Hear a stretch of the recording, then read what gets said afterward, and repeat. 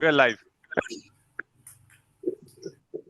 Good morning, good evening, good afternoon to everyone present in this August gathering of distinguished alumni, our global alumni membership, and all GAABESU well-wishers as well as well-wishers of IIEST Shibpur.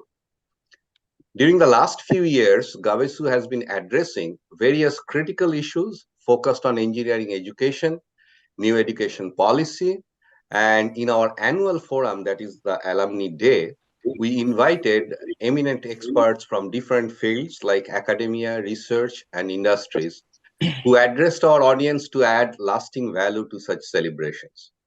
In line with the previous years, this year's topic is career opportunities for graduating engineers today, where various aspects and prospects and pursuits of career for engineers will be deliberated by eminent professionals. So to start this event, I would invite Professor Sudhangsu Sekhar Chakraborty, our distinguished alumnus, to make his introductory remark. He is a class of 1957 civil, and he's a distinguished alumnus, as I said. He is currently the chairman of second Vivekananda Bridge Tollway company, the Bengal Faith Healthcare, and also the founder and Chairman-Emeritus of Consulting Engineering Service. Professor Chakraborty is an engineer scientist, entrepreneur, and respected academician with lifelong contributions in the field of infrastructure development and has been a fervent advocate for the promotion of public-private partnership. His accolades over the years, inter alia, include sustained contribution to engineering from the Institution of Civil Engineers, ICE, UK, and he received the 2007 gold medal from them and the Lifetime Contribution Award in Engineering in 2011 from Indian National Academy of Engineering. So I know if I try to walk through Professor Chakraborty's bio, it might take the whole 2 hours time. So I'll not elaborate anything further. I give it to Professor Chakraborty, who is participating from Delhi.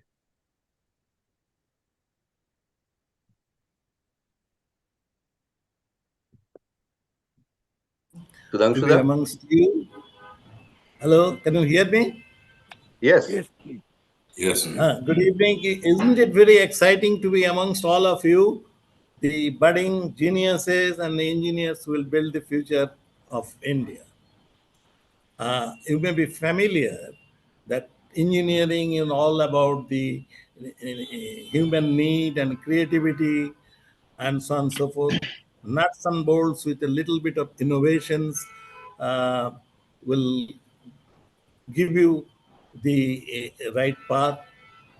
Though innovation is at intersections at many places, still along the way, with certain amount of encouragement and support, I think you graduate engineers will be able to improve, I'm sure, the scale, the quality, and the space in the new emerging areas, which is needed very badly.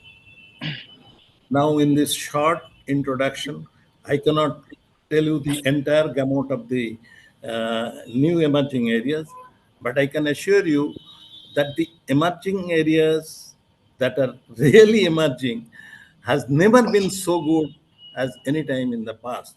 At least when we graduated, it was not the case. Just for example, India presented a pioneering climate change. Can you change the slides, please? Sure. India presented a pioneering climate change action, LEAD IT, leadership for industry transition to the world, only a few days back during COP28, and introduced a coalition of resilient infrastructures. I'm giving that emphasis on these resilient infrastructures. And this can open the entire gamut of engineering and infrastructures and development. And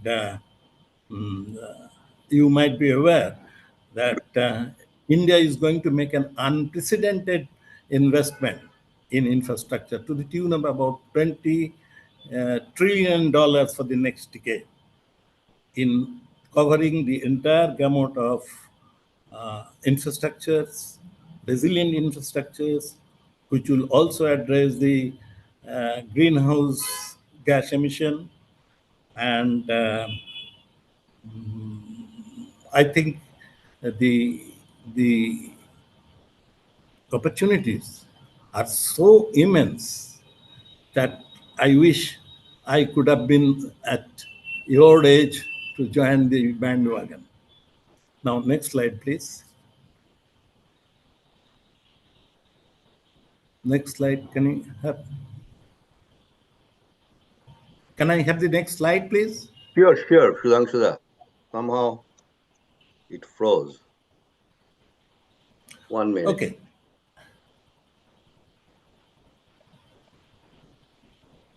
Vivekananda, just press the next button. Just press the down button, page down button. Yeah, it's not working. Something happened. Just 1 minute. Sorry for the technical glitch. Shopon, No, do you no. have the slides? Could you please go on?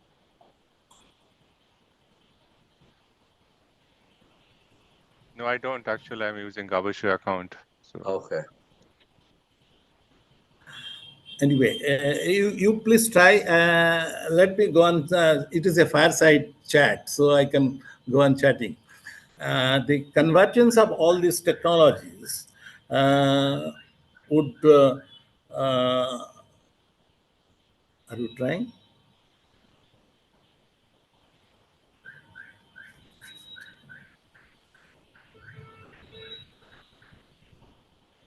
Now, to be involved in such massive infrastructural development in a meaningful manner, I think it is absolutely essential to trace the path of futuristic thinking.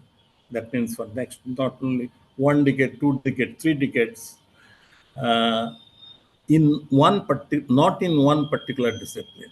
That is civil, mechanical, electrical, telecommunication, no, or IT for that matter, but with an interdisciplinary knowledge. Seamless engineering is the need of the hour. That means I would prefer to call myself as an engineering scientist rather than a civil and structural engineer.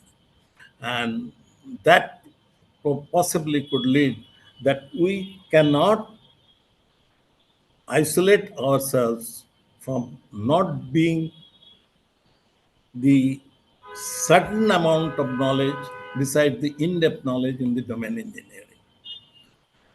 And take, for example, the energy is going to be transformed in a very, very big way. So designing an energy system to transform India conventionally is extremely complex. Now, digitalization and artificial intelligence will help solve the complex problem, probably prioritizing employment based on skills and expertise. But the aspects that motivates and astound me is the convergence of these technologies and their applications at multiple levels. I cannot check the temptation of going how they are converging. For example, going digital means is not only an IT, but its application in architecture, in engineering, in construction industries, and uses photogrammetry, drones for surveying, inspecting, and reality capture to artificial intelligence, machine learning, advanced analytics, and component-based design, to name a few only. A digital twin, the digital clone of a physical entity, the product, system, or space, would be used for which we have not been able to do really to plan a smart city with the cities that already exist. That is the city planning, scenario planning, predictive analysis, and then, for example, the flood control for the metro cities, which we have not been able to do, like cities like Mumbai or Chennai or Calcutta, or the landslides, which we have recently witnessed in Uttarakhand. We have not only forgetting about the basic data, everybody is giving his opinion about the recent landslides that has happened, but we have not using any scientific approach to these landslides. We are not using the artificial intelligence, whatever knowledge still we have got, and underground structures, uh, traffic management, even for that matter. And traffic management is important in the context of the climate change also, in order to reduce the pollution. So the ultimate focus of all this is improving the quality of the deliverables, quality of the service, while reducing the time, cost, and time, and meeting the risk and meeting the sustainable goals.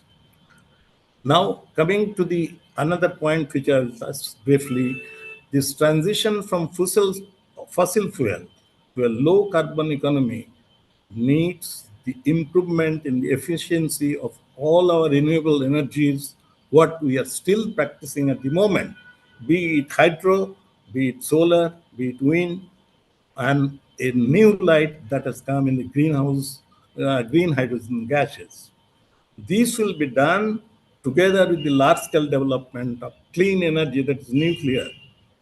And we have got no option than to go for a large-scale nuclear program.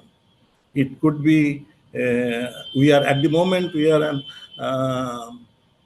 small modular reactor, but I think we have to go for medium modular reactor in the fossil areas, in the fossil fuel areas, in the thermal power plant. We are probably it will become obsolete in course of time. And then the material, that what we are using these days, we'll have to think every time whether this material is going to add further greenhouse gas emission.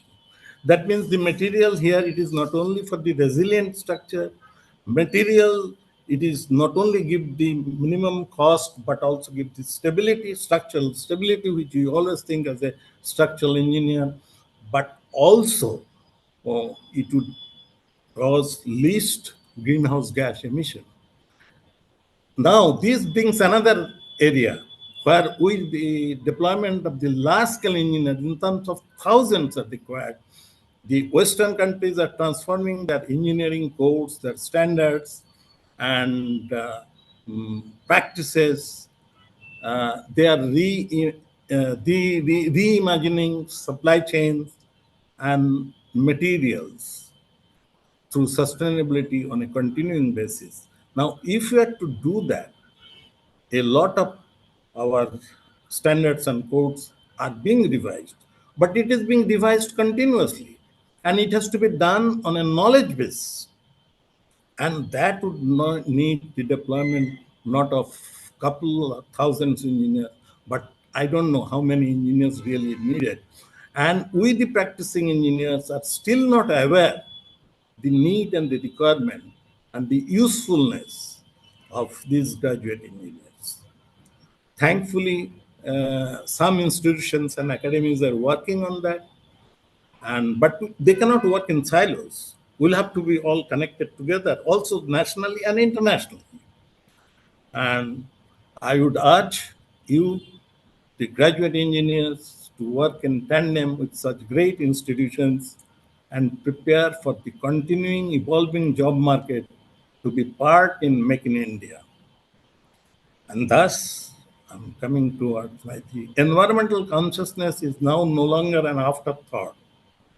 Gone are the days of mere compliance. Trust me, sustainability is now the parametric of every blueprint, every project that we take, and the guiding principle of innovation.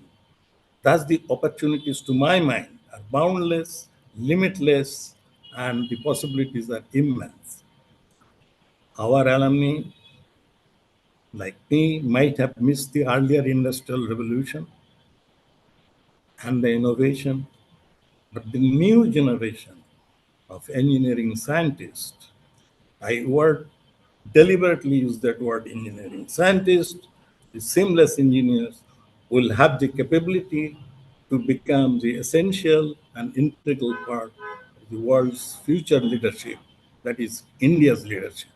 Thank you, my friends.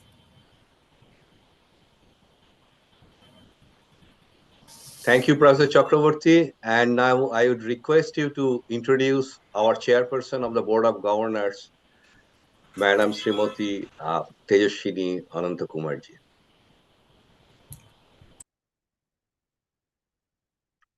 Sudhangsu, you are muted. I'm muted. Yeah, now you are good. Okay.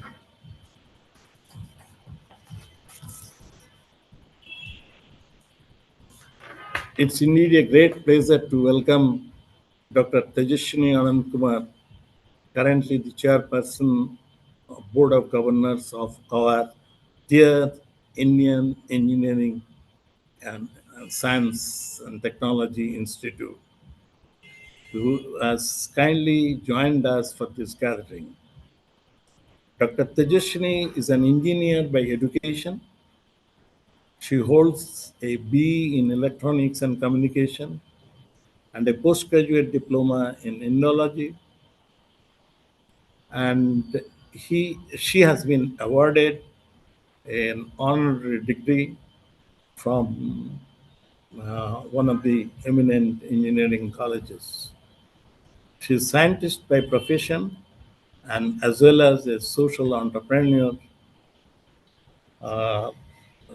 I cannot go on the entire list of her association with the various institutes, with the various social work she is currently undertaking, but I have come in contact with her recently, and she is, through her social work, through her base scientific knowledge, I'm sure she is going to uh, help us in bringing these renowned institutions to a level in which we would all like to cherish.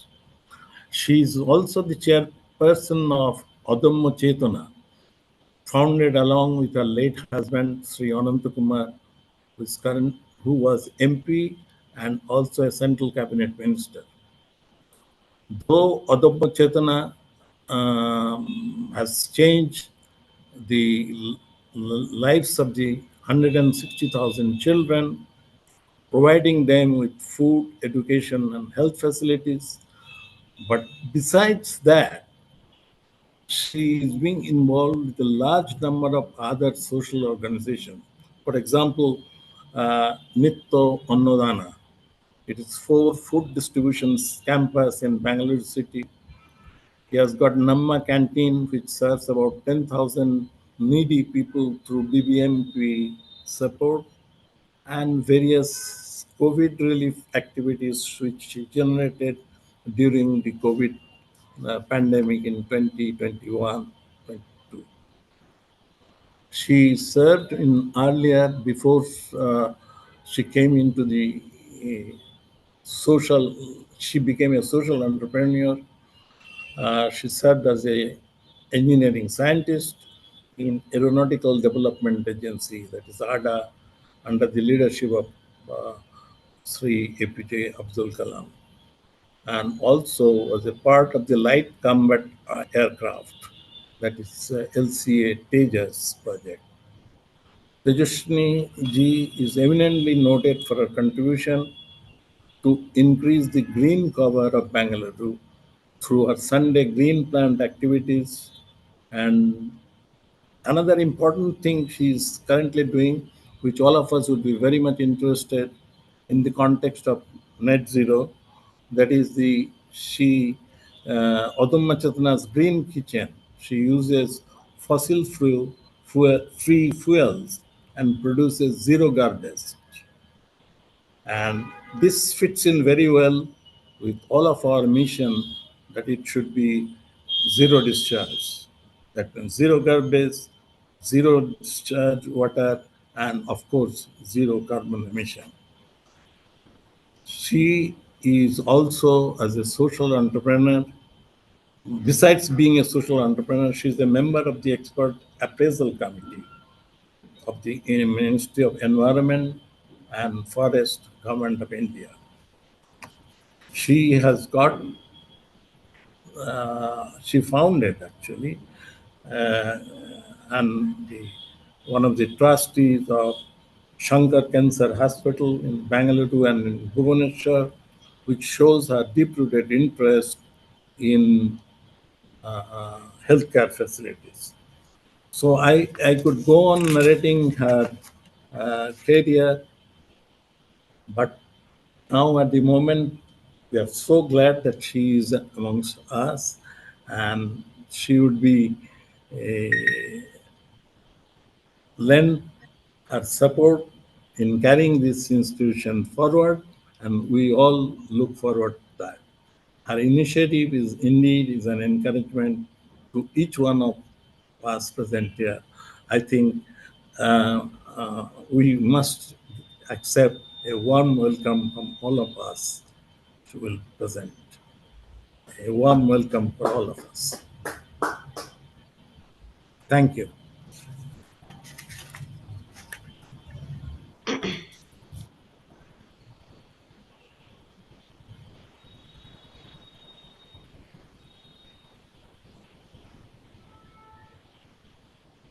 Namaskar. Shall I go ahead? Please Yes, do yes. so. And Kapun, you can highlight her as well. Yeah. So, Namaskar. I thought I don't know whom to say good morning, good evening. So I say Namaste to all.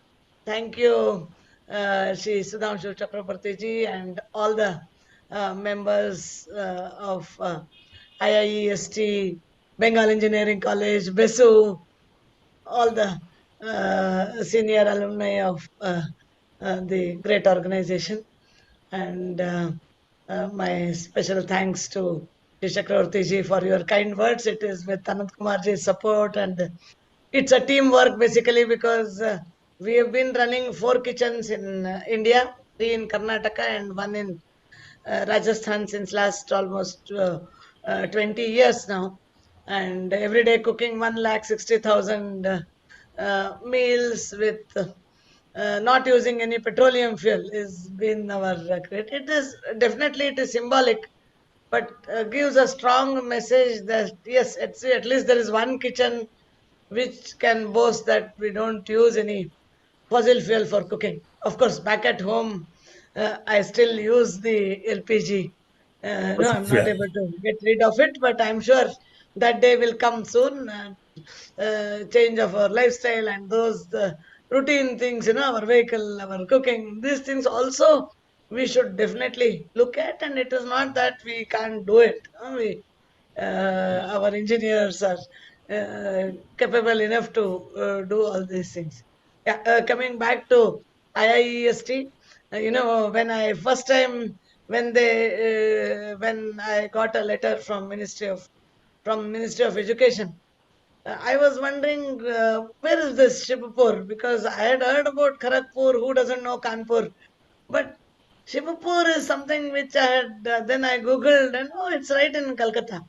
And then I read about the institute, and such a long history, and have a wonderful alumni, their contribution, something marvelous. So whenever I go there now, I have already visited 4 times now. Yesterday was the convocation.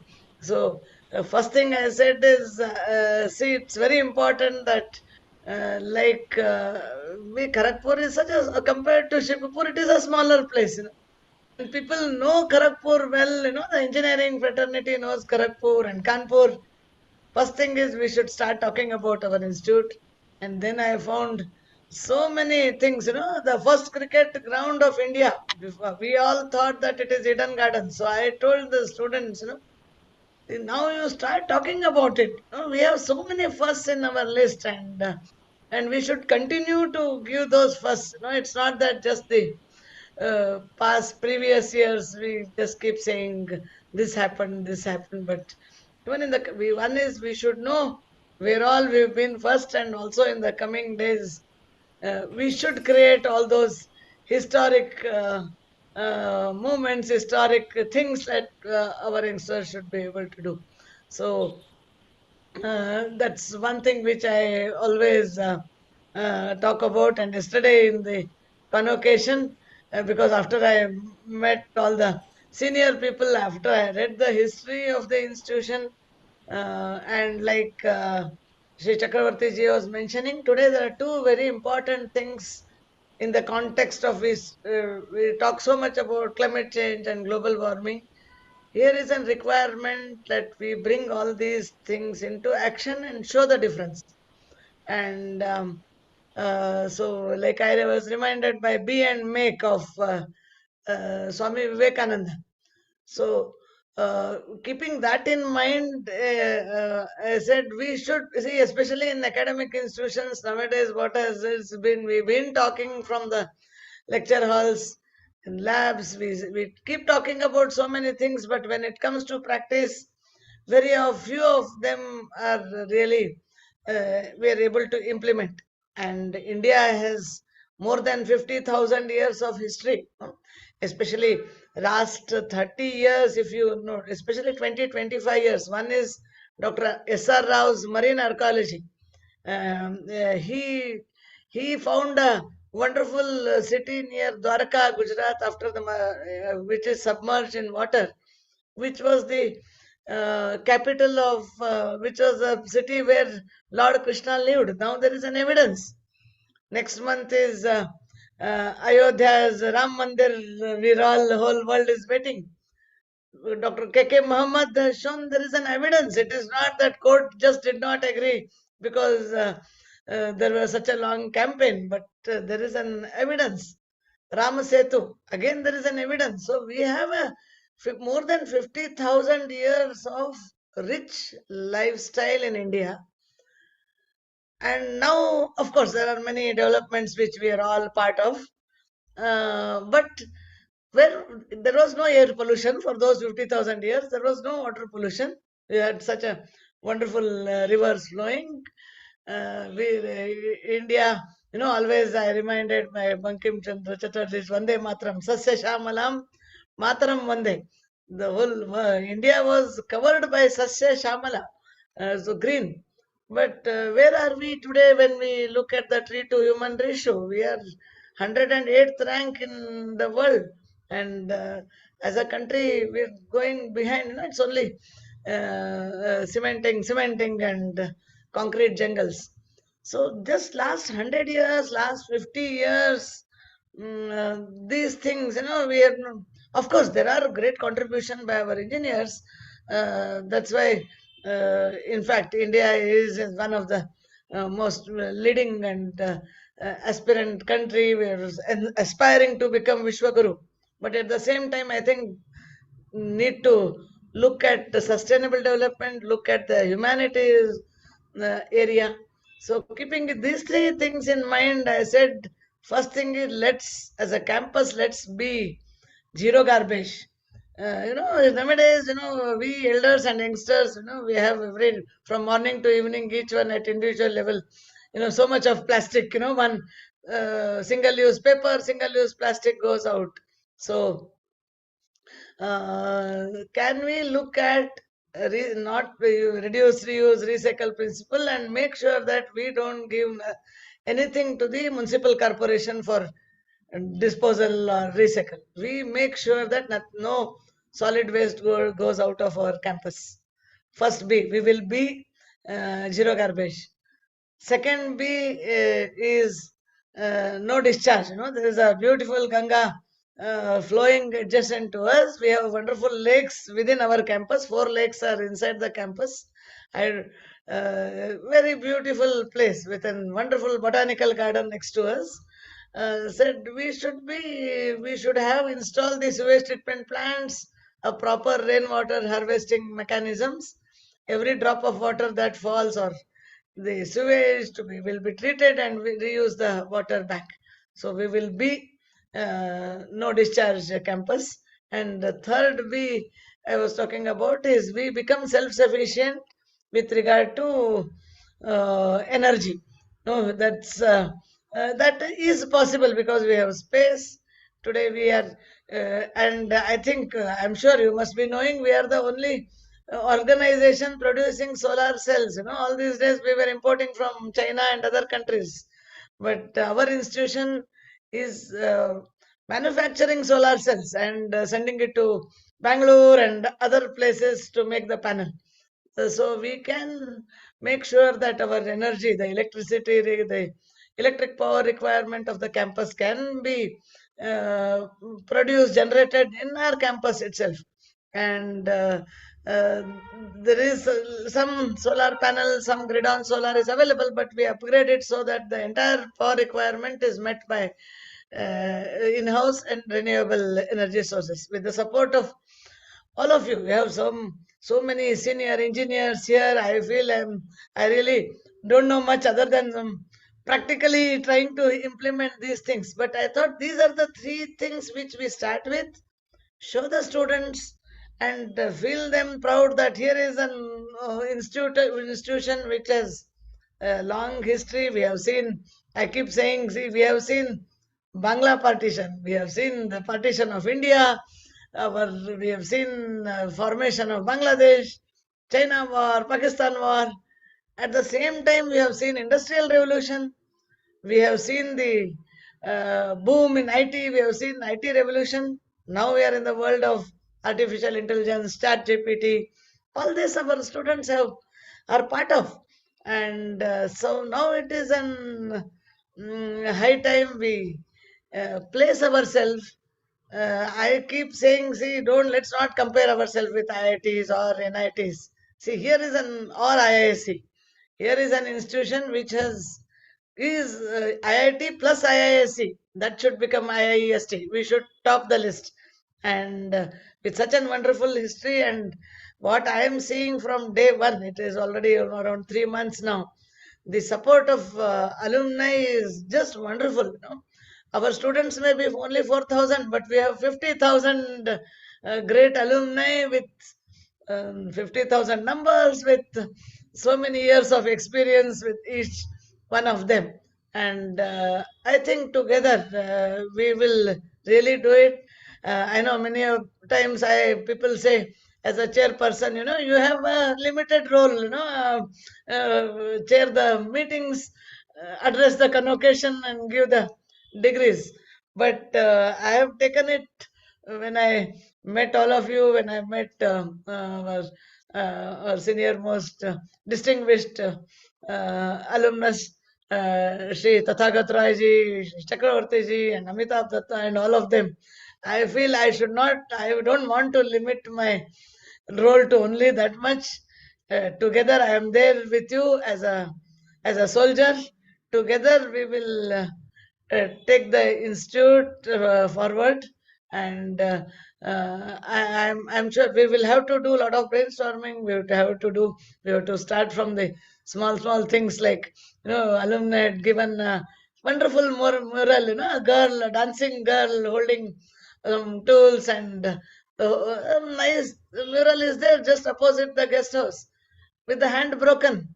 I said, why is it? We can easily correct it. Why should we need again alumni to come back and correct it?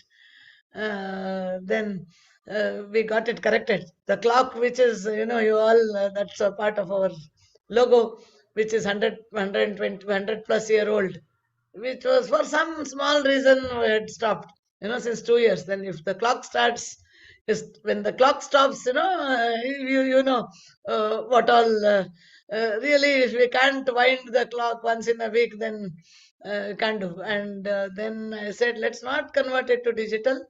If there are some corrections, let our mechanical department people, we will do that repair. They'll understand how 100 years back the clock was designed, and now it's working. It's showing the right time. So yesterday I saw it. It was showing the right time. We started the convocation exactly at 11. We painted all the statues of Swami Vivekananda, Sister Nivedita, C.V. Raman, Ishwar Chandra Vidyasagar, because I'm just trying to tell you all the statues, you all maybe will be, definitely it's all nostalgic for you, maybe recollecting. We have Saryam Vishwashraya statue. We got all of it painted. Of course, need to do many things in the labs. Now this, with the support of central government, 10-story hostel is coming up. Now we started reviewing it. I went to Delhi, met Director General CPWD, made sure that that 6-story building, which is ground plus 5, will have all the labs and new classrooms. The work will start now. I think by January the work will start. The 10-story building will be ready for we said phase 1. Let at least some 200 students start living and continue building on the other side. By next year December, that building will be ready. And repair work, maintenance work had stopped for some reasons between the jagda between state and center, and that has started. I think already the maintenance work has started. We'll make sure that all the toilets are repaired. Although they look small things, but they play a very important role, especially for the residential students, building the confidence in them. And one side we have to bring in the latest technologies with support of all of you. I request you to visit the campus. We should have, each department should have one lecture on an average monthly once or something like that. So at least some 20 lectures should be happening per month in the campus. So, and for all this, I am sure your guidance, your support is very, very crucial, very important. It's going to be very, very valuable. So I thank you all for inviting me and giving me an opportunity to share my thoughts. Thank you. Thank you very, very much, Madam Tejaswini ji. So we just have to move fast. Now I'm going to invite Amit, Engineer Amit Das, our 1988 class of electrical. He's the Director of Human Resources and Chief Human Resource Officer for the Times of India Group. He's a seasoned senior leader with experience across diverse sectors like Tata Motors, CSC, Britannia Industries, Taj Group of Hotels, Vodafone, RPG Group, and Reliance Group. An alumnus of the Kellogg School of Management, Amit is a prominent and respected global HR leader. He is a part of many advisory boards and governing council member in several reputed corporates and educational institutions across the world. Amit has also been a key member of the Empowered Expert Committee under Ministry of Social Justice and Empowerment. Amit has also been nominated by the Government of India to be the part of the CII B20 task force in India's presidency for G20 on future of work, skilling and mobility, for mapping and aligning future jobs, technology and employability, skilling, reskilling and upskilling, and international mobility of skilled workforces. So without further ado, Amit. Thank you, Bimanda, for the nice introduction. Good evening, everybody, and good morning or good afternoon to each one of you from wherever you must be joining this event from. So it is a great pleasure to be with you today, and I must thank GAABESU for organizing this, and especially choosing a subject which is extremely relevant for all our graduating students from our alma mater IIEST. So what I would like to share in the next 10 to 15 minutes, if time permits, would primarily hinge on how you need to embark on this journey to explore this dynamic and ambiguous business landscape, and what would be some of the key areas of opportunities which you may look at for you to become successful and build a rewarding career. Okay. So the first thing that you must be aware in order to become future ready for the industry is first to sense the talent appetite for the industry across sectors. So if we first understand the key developments that are defining the business landscape in India, we have to understand the skills that are in high demand currently. The first thing which comes to my mind and which has become a buzzword today is artificial intelligence and machine learning. So with the rise of Industry 4.0, AI and ML, it has become absolutely integral to almost all engineering domains. Automation, data analytics, intelligent systems. These are transforming industries like manufacturing, healthcare, finance. So engineers who are proficient in AI and ML or deep learning and neural networks, they will be in high demand. And this would reflect the need for innovative solutions and efficient processes. The next thing I'll talk about is cybersecurity.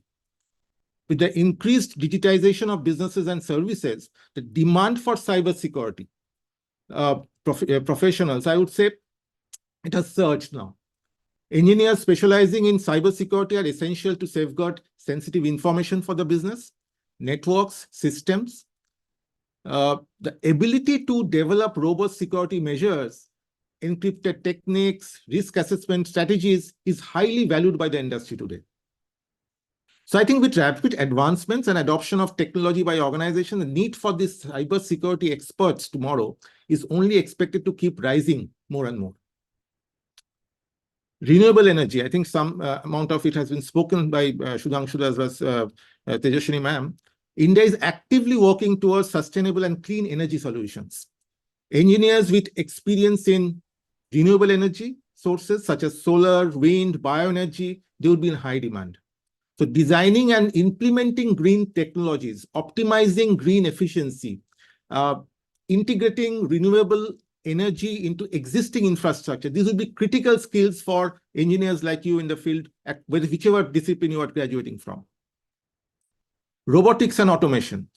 The era of robotics and automation systems, it's gradually unfolding, and engineers who are proficient in robotics, they would be at the forefront. Industries like manufacturing, logistics, healthcare, they're increasingly relying on robotic solutions for efficiency as well as for precision. So skills in robot programming, automation design, artificial intelligence, those are applied to robotics and are essential for engineers across domains. Data science and big data, again, much talked about. The sheer volume of data generated across industries, it requires skilled professionals to extract meaningful insights from the data. So engineers with expertise in data science and big data technologies, they would always be in high demand. From data analysis to predictive modeling, these skills would be crucial for informed decision-making as well as optimizing processes. I would also talk about 3D printing and additive manufacturing. The engineering landscape today is witnessing a shift towards innovative manufacturing technologies with 3D printing at the forefront. Engineers who are adept at 3D printing technologies and additive manufacturing processes, they are contributing to various advancements in product design, prototyping, and production. Now, all that I have been talking about so far, they are only some of the notable engineering skills in high demand as of today that we are witnessing. But in a fast-growing economy like India, the potential for quality engineering professionals would be endless. Many other sectors like agriculture, finance, education, they would also offer promising opportunities. So as the country continues to emerge as a global economic player, certain sectors are experiencing a surge in demand for engineering graduates. We can also have a look at some of the key engineering disciplines, both traditional as well as, I would say, emerging, that are also having exciting opportunities in the industry. For example, the age-old IT industry, IT and software development. India's continued dominance in the IT sector is well established today. And it continues to be a hub for development as well as technology services. So with the rise of digital transformation, cloud computing, artificial intelligence, there would be consistent demand for skilled engineers in software development, cybersecurity, I spoke about, data analytics, IT infrastructure. So to have a successful career in IT and software development, you need to have a clear strategy by adopting this strategy of continuous learning. You have to stay updated on the latest technologies through online courses and certifications, particularly in AI, ML, and cybersecurity. You have to showcase your skills and projects on professional platforms like LinkedIn and actively engage in relevant discussions on such platforms. You have to also participate in open source projects to kind of gain practical experience and demonstrate your commitment to the community. I can also talk about automotive and aerospace engineering. The automotive and aerospace sectors in India today are experiencing, again, rapid growth.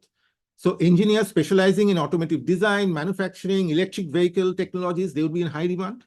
Similarly, the aerospace industry would seek professionals with experience in or expertise in aircraft design, avionics, space exploration technologies.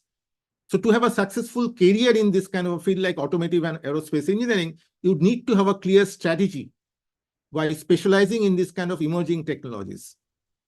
focusing on autonomous systems, electric vehicles, and you have to align with the industry advancements. That's more important. There will be also a lot of demand from the healthcare and biotechnology sectors. The healthcare and biotechnology sectors, they're increasingly relying on engineering solutions to address complex challenges. Say biomedical engineers, medical device developers, professionals who specialize in healthcare IT, they will be in high demand as the industry continues to evolve with technological advancements. The industry has also come to now focus on importance on the much bigger manner post the pandemic that we have all witnessed. Now, to make a mark in this kind of a healthcare and biotechnology sector, you need to practice a lot of cross-disciplinary knowledge. You have to combine your engineering expertise with an understanding of biology and healthcare as well. Also, in my mind, I would think a lot of opportunities will come in infrastructure development and construction. Now, India's ambitious infrastructure projects, including the smart cities, transportation networks, those are driving for the demand for civil as well as structural engineers. So professionals in this sector, they have to work on designing and implementing large-scale projects, ensuring sustainable as well as efficient infrastructure development. So to make an impact in this kind of a sector, you need to develop project management skills as well. You have to acquire project management certifications and develop your skills in planning and execution. At the same time, I would suggest you have to also gain a practical experience through internship with construction firms.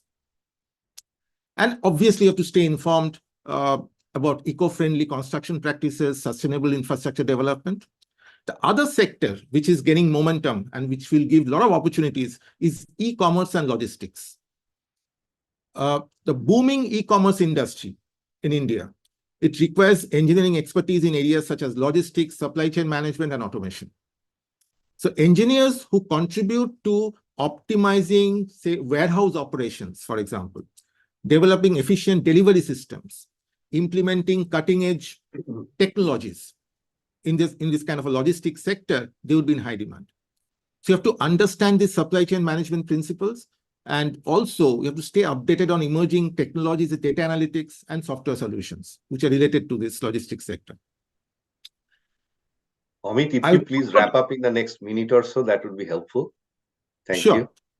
And maybe lastly, I'll talk about the growing awareness on environmental sustainability, which both Sudhangsu and Tejaswini have spoken about. The demand for environmental engineers is on the rise. So these kind of professionals, they will be working on projects related to waste management, pollution control, sustainable development, contributing to more greener and more eco-friendly future.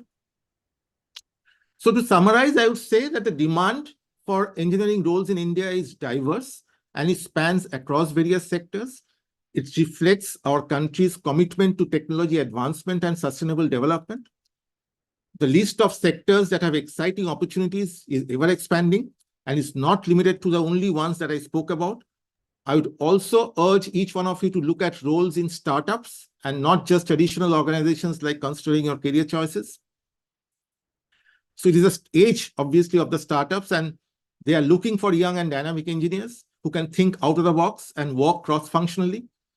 The emergence of gig economy is another area of opportunity. We should be open-minded, flexible, and while making those kind of professional choices and not lose out on opportunities and experience with the view that only full-time traditional roles are the path to make successful career. So I would not take any more because of the paucity of time. Thank you and wish you all the best in your future career journey. Thank you very, very much, Amit.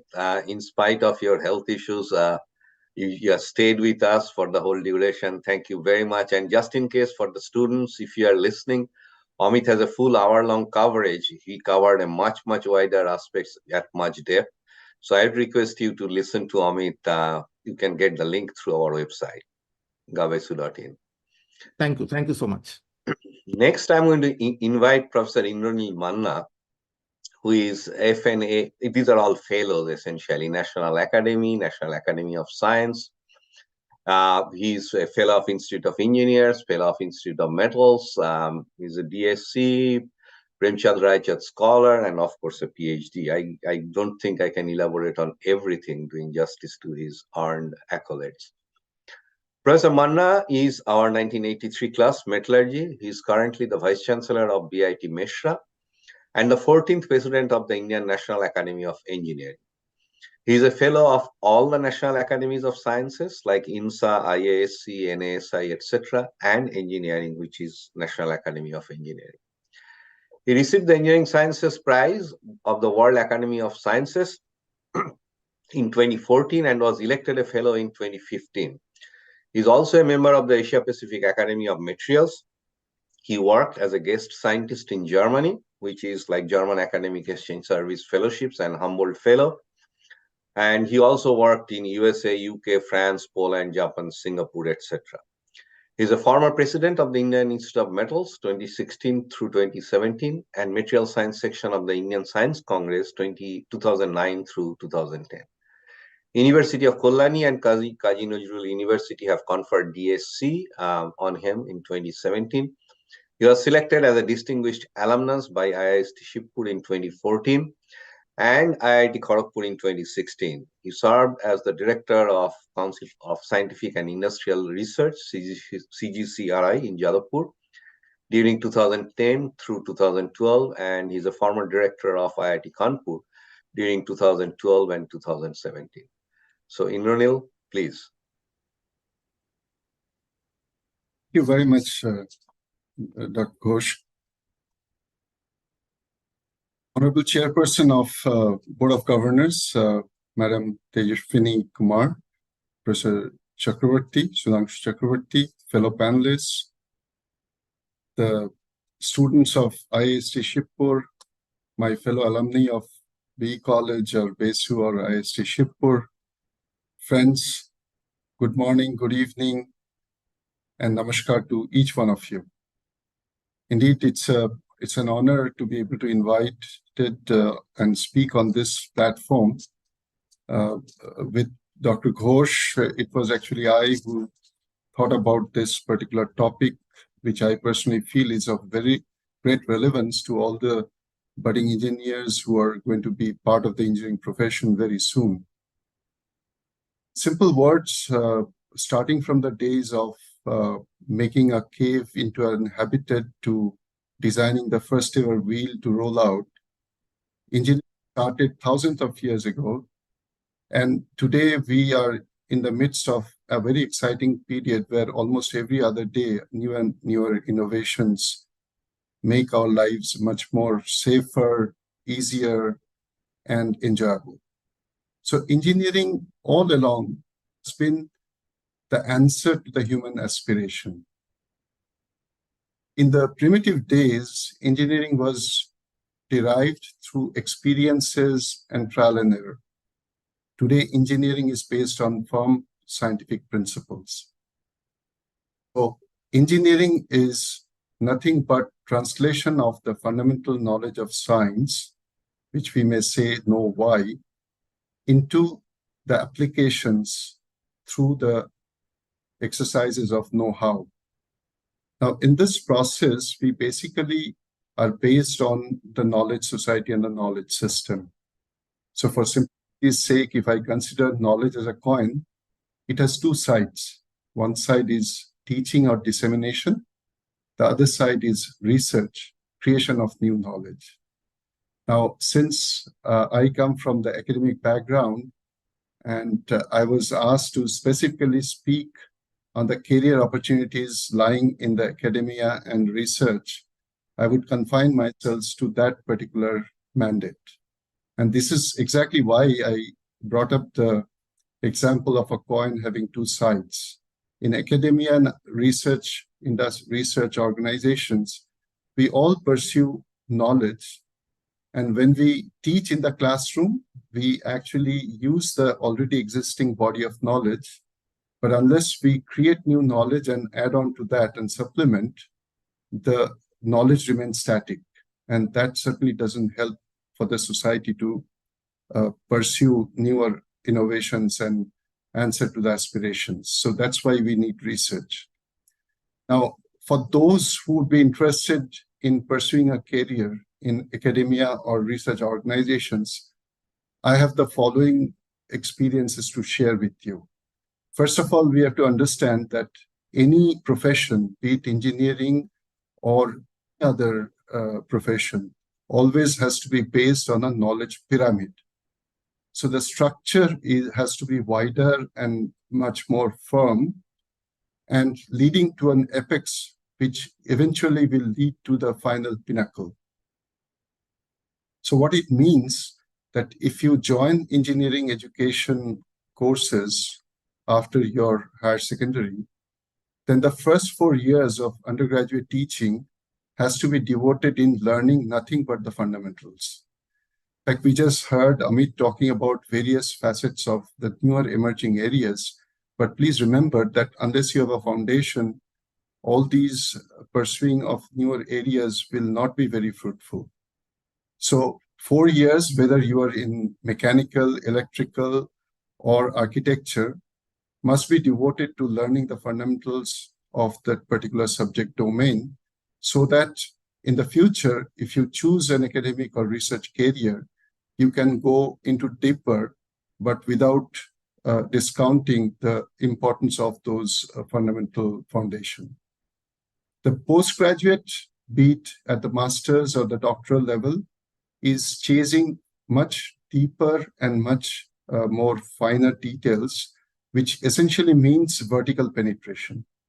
So more and more, increasingly, one becomes sort of myopic in view, only with a very noble intention that finally the knowledge that you create through your thesis, through your publications or patent would be something that doesn't exist. And this is what it means to the adding to the existing volume of knowledge already known. And this would be to the extent that the publication, the last line of your conclusion should be such that which doesn't exist until now. The thesis should develop certain body of knowledge which was not known to the profession until then.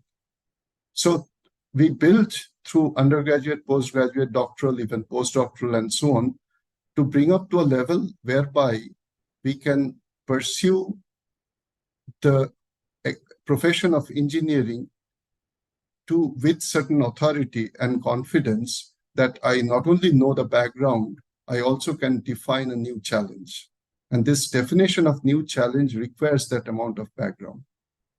Now, in this pursuit, I would say there are a few things which are very important. First of all, we should be ready to ask and face a question. What it means is that engineering, for that matter, is never based on only established doctrines. Engineering never gives one unique solution. Science in specific areas gives you a specific and a very unique solution, whereas engineering is based on translation. So engineering, nobody can say that this design of the building or this design of the computer or the laptop or this particular design of an aircraft is the ultimate, and there'll be no further development on that. In fact, every day we keep on to the existing body of knowledge. And in fact, innovation doesn't come per se just out of the blue. Innovation comes through fundamental discoveries, followed by several newer inventions, and eventually value additions, which we call innovations. So engineering actually borrows from the fundamentals of these discoveries and inventions and adds to the existing design or processes by way of such innovations. In order to do that, we have to be truthful to only one single entity, and that is a tested establishment of the merit of the particular development that we are talking about. So herein, as an academic or as a researcher, we must also admit that both quality and quantity matters. So on one hand, one would be able to produce certain volume of new innovations and new knowledges, but the quality of that also is no less important. So it means that when we are trying to establish a new truth, obviously the newness is very important, but in order to establish that new doctrine, we must also have sufficient volume of evidences. So you have to go through a very systematic process. This also allows me to bring to the other very important factor, that there are two ways you can look at engineering. One is from the input side and other from the output side. When you say input, then you mean what degrees do you have, how much training do you have, what kind of experience you have gathered over the years. So you are a mechanical engineer, you did that degree in that particular institution, you went through so many years of experience and in the profession. These are very important input. But the output is what you produce, what you actually deliver. And in order to deliver that, your ultimate utility in the society and the profession will be judged by what you deliver.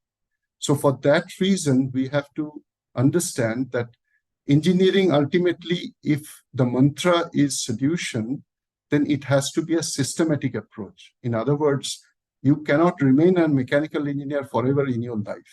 If you look at the aircraft, nobody can claim that it's made only by the aerospace or mechanical or, for that matter, some other branches of engineering. For creating a system solution, you require input from various disciplines of engineering. And that's where, at the professional level, the need for innovation, research, new knowledge, all these are extremely important. So we all are extremely proud of ISRO managing to land on 30th of August this year on the south pole of the moon. No other nation has done that so far. So here is an example where India is the first.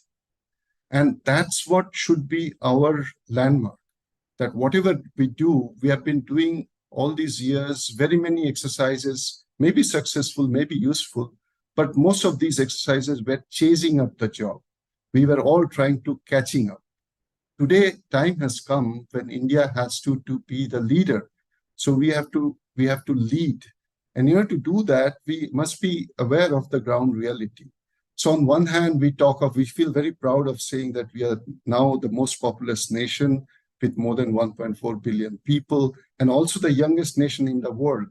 Being the youngest, we have the highest aspiration, highest ambition. We are the 5th largest GDP. We have landed on the south pole of the moon. We are one of the atomic energy harvesting nation. We have a huge plan for going up to more than 1/3 generation by solar power. There are very many things which make us immensely proud. In fact, in terms of scientific publication, India occupies the 3rd position in the world, only after the US and China. So there are certainly facets which make us immensely proud. But on the other hand, the flip side is that if you look at our position in terms of Human Development Index, per capita energy consumption, per capita income, the availability of clean water, various road transport issues, habitat issues, there are plenty of things to be done. So in terms of the country's need for energy, water, environment, transport, and physical security, and above all, education, modern education, all these require immense amount of engineering intervention. Going by the words of the Honorable Prime Minister that India aspires to be an Atmanirbhar or a self-reliant nation, if you have to realize that there's no other goal than to pursue engineering to the fullest extent possible. So it's time that we develop the habit of looking at the output more than the input. We develop our intention to look for a complete system solution. And most importantly, we start chasing merit and not necessarily conformity to an established doctrine.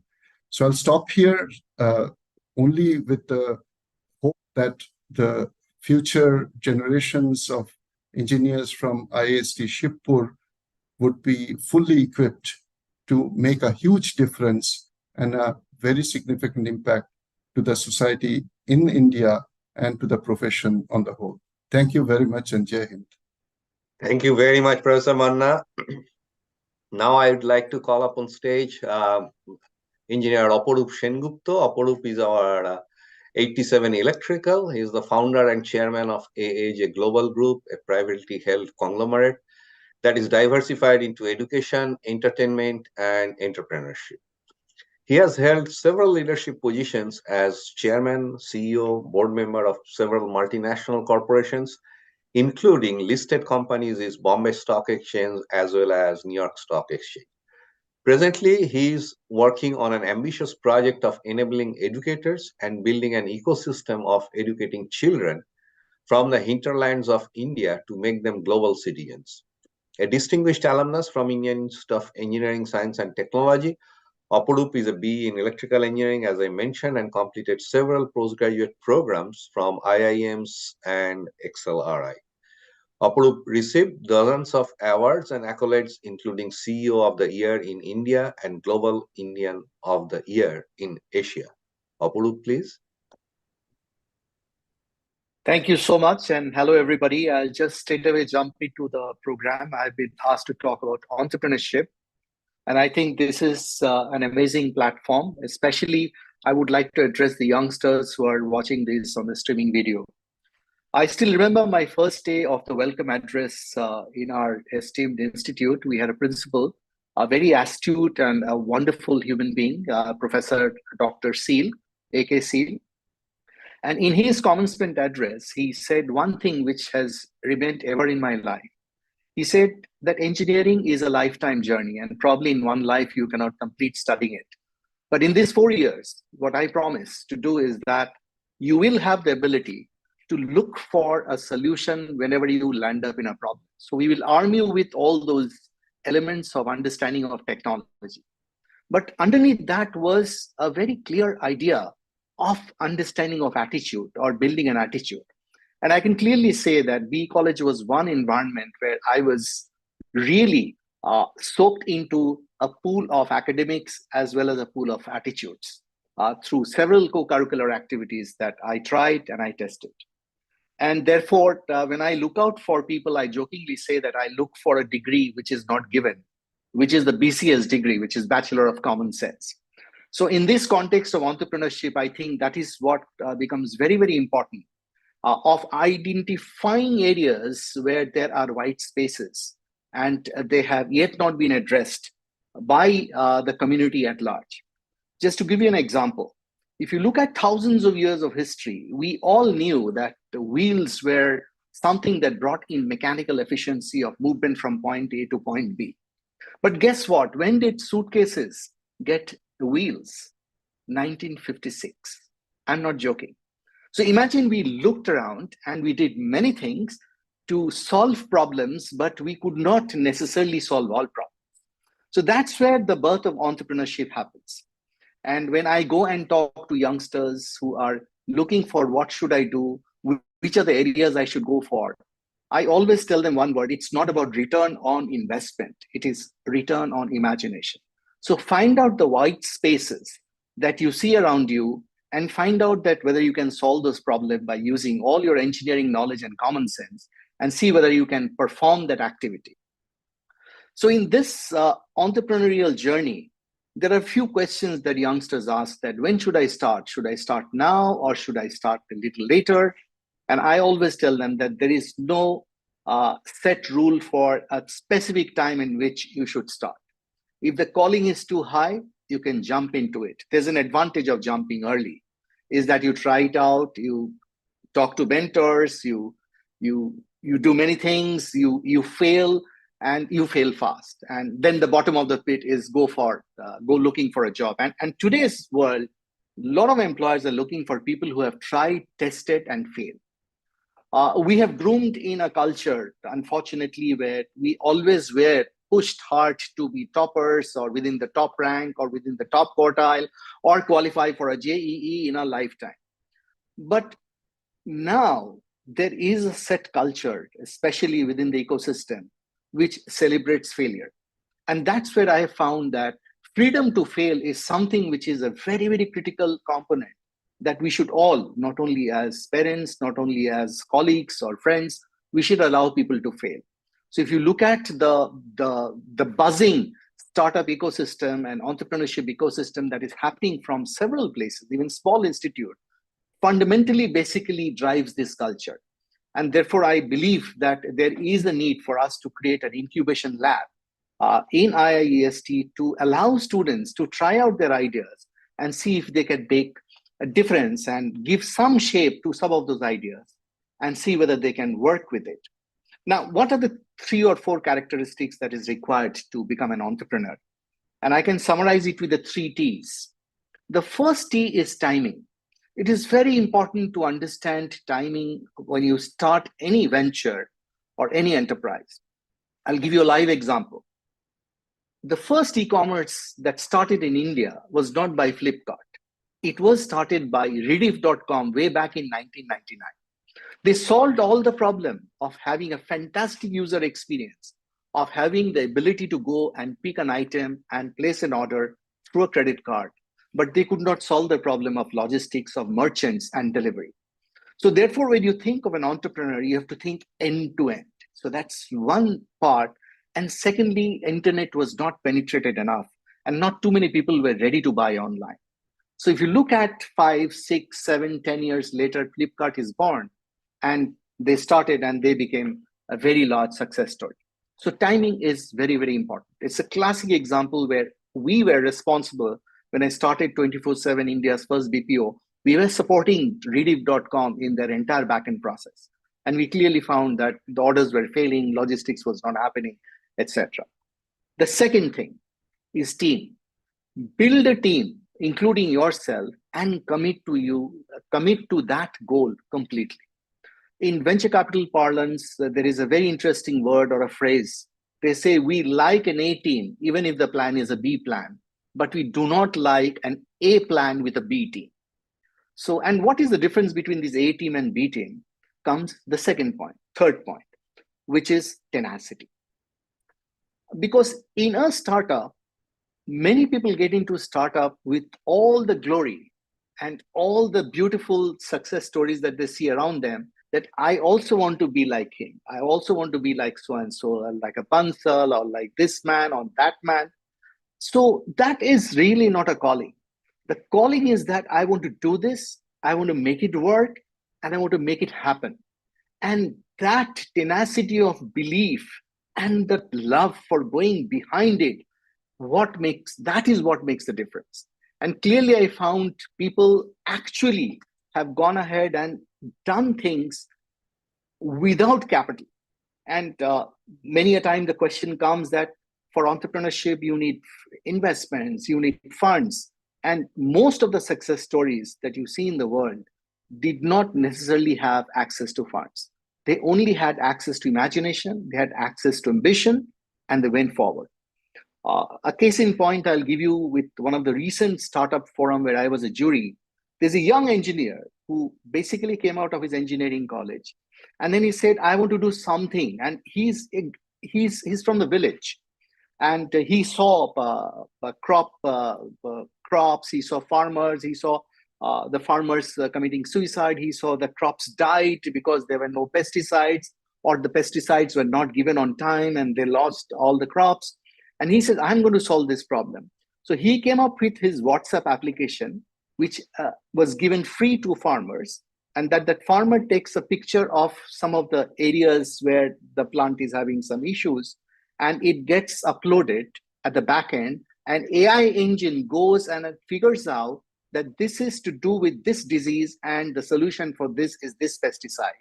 And then he's dreaming of putting a drone, which will go and find out and spray that in the agrarian area, in the land area. Now, this is basically connecting the dots, which is the white space that does not exist today. And today, without any investment, he has got 1,200 farmers who are using at least, and he's calling them up and saying, ye pesticide use kiji. And now he's trying to figure out investment and funds who will basically bring the drone and create an ecosystem. So imagine this is like a farming UPI for the farmers and UPI for a farmer to ensure that his crop survives. And this guy, the only thing that I can say is that he is what I call is that famous movie called Lage Raho.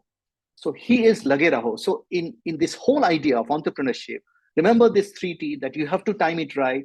You have to have a fantastic team, including yourself. You have to commit and ensure that you have your full faith and your full commitment to making this happen. Finally, I would like to end with a small note, is that in life, I've always been asked this question by youngsters, that what is the mantra for success? And I always go back and tell them that the question is wrong. You should never chase success, because success is something that you can't define. It is an external person who's endorsing whether you're successful or not. What you can define is that, are you satisfied? So therefore, if you're chasing satisfaction, and in that calling of satisfaction, you believe that I want to be an engineer, I want to work in this company, or I have an engineering idea, or I have a problem that I can solve for the society, then that is the area of work that you should choose. And that gives you satisfaction. Success is something that is not determined, but satisfaction is something that will give you peace, that will give you fulfillment, and that will give you purpose. So with this, I can always summarize and say my famous 3 Bs, that believe, behave, and become. And that's the mantra for entrepreneurship. Thank you. Thank you very, very much, Aparup. I know you have a hard stop at 9 o'clock. So students, especially if you do have questions for us, do submit it. And I'm sure I'm going to get it back to Aparup for his response. Thank you very, very much. Well, all right. So now I'm going to invite Archanda, Air Vice Marshal Archon Kumar Bhattacharya, AVSM, VSM, those who do not know, means Vishisht Seva Medal. He is currently retired from the Indian Air Force after 36 years of distinguished service. He is a professional aviation specialist with management experience of variety of fleets of aircrafts. He was one of the members inducting Su-30 MKI, like the Sukhoi aircraft in the Indian Air Force. He was also head of mechanical engineering in Air Force Technical College at Bangalore. He commanded one of the largest engine overhauling units of Indian Air Force. He has also completed the most prestigious course on national security and political affairs from National Defense College, New Delhi. He was recognized for his efforts and rewarded twice by the President of India in 2007 Vishisht Seva Model and 2016 Oti Vishisht Seva Model. He is presently involved in maintenance, repair, and overhaul of Indian Air Force and HAL, means Hindustan Aeronautics Limited aircrafts. Being a lifelong learner, Archanda is currently a PhD candidate. He earned his MTech from IIT Kharagpur in reliability engineering and MBA from Indira Gandhi National Open University. So Archanda, please. Archanda, you are muted.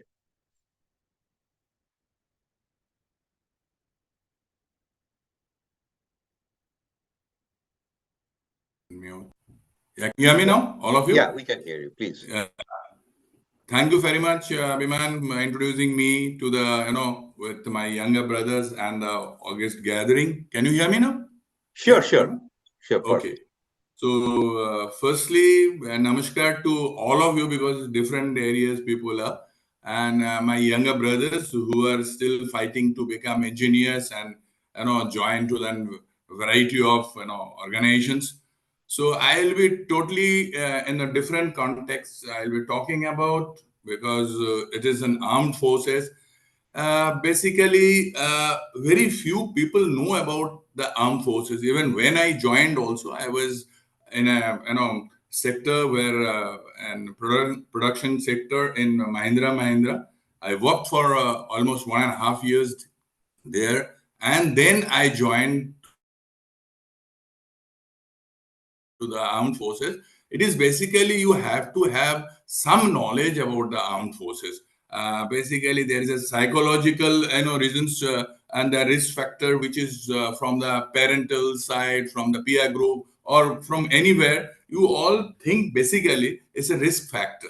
That means if you join in forces, then your life is at stake. I would like to bring it to all of you in this.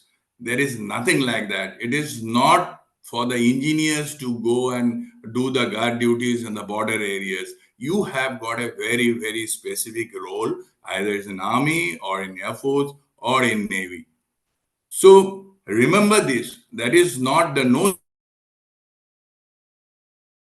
psychological pressure can put you down, because you have to be motivated to put on uniform and take the pride in uniform. There's a respect you earn. I have in hearing all these places. I was in earlier, and now also I am in the corporate sector. I know, but the respect you earn after working in that environment, it is enormous. And once you even serve during your period of duties, or once you come out, you have got different type of status in your life, social status, I can say. Very much. Anyway, I will not deliberate much on that.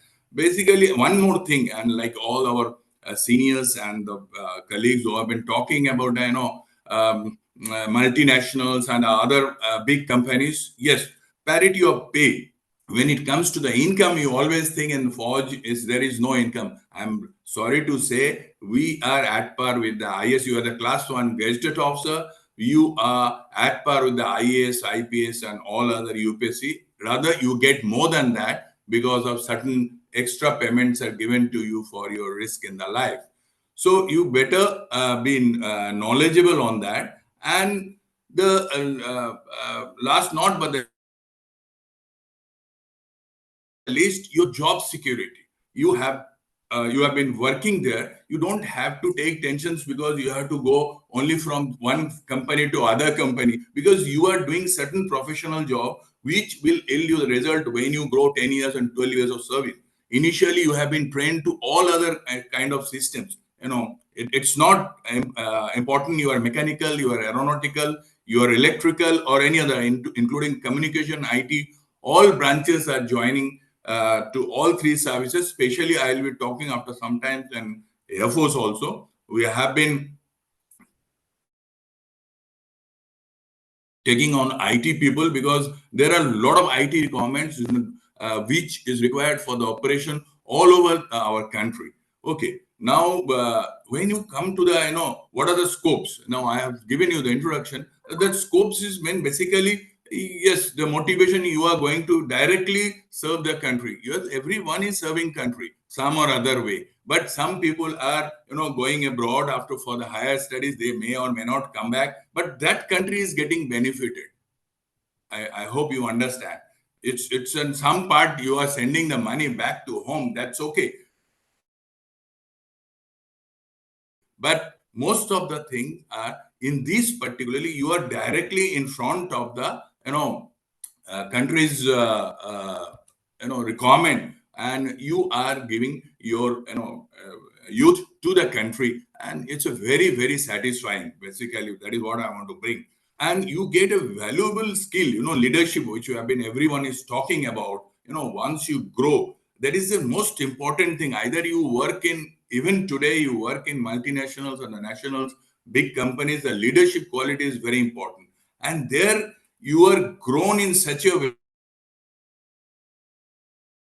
way, you automatically start getting that leadership quality in that services, because you are groomed to have, because under you there are thousands of people who will be working after stage of 10-12 years of service, and you have to command a team with your, if you are an engineer, with your professional knowledge. There are engineers who have switched over to pilots also. I'm not bringing those things here. So you got to be very, very, you command a group of people you mix around, and your camaraderie is seen, your brotherhood is seen, because there is no diversity in this forge. It is in one unit, one team. See, there is a very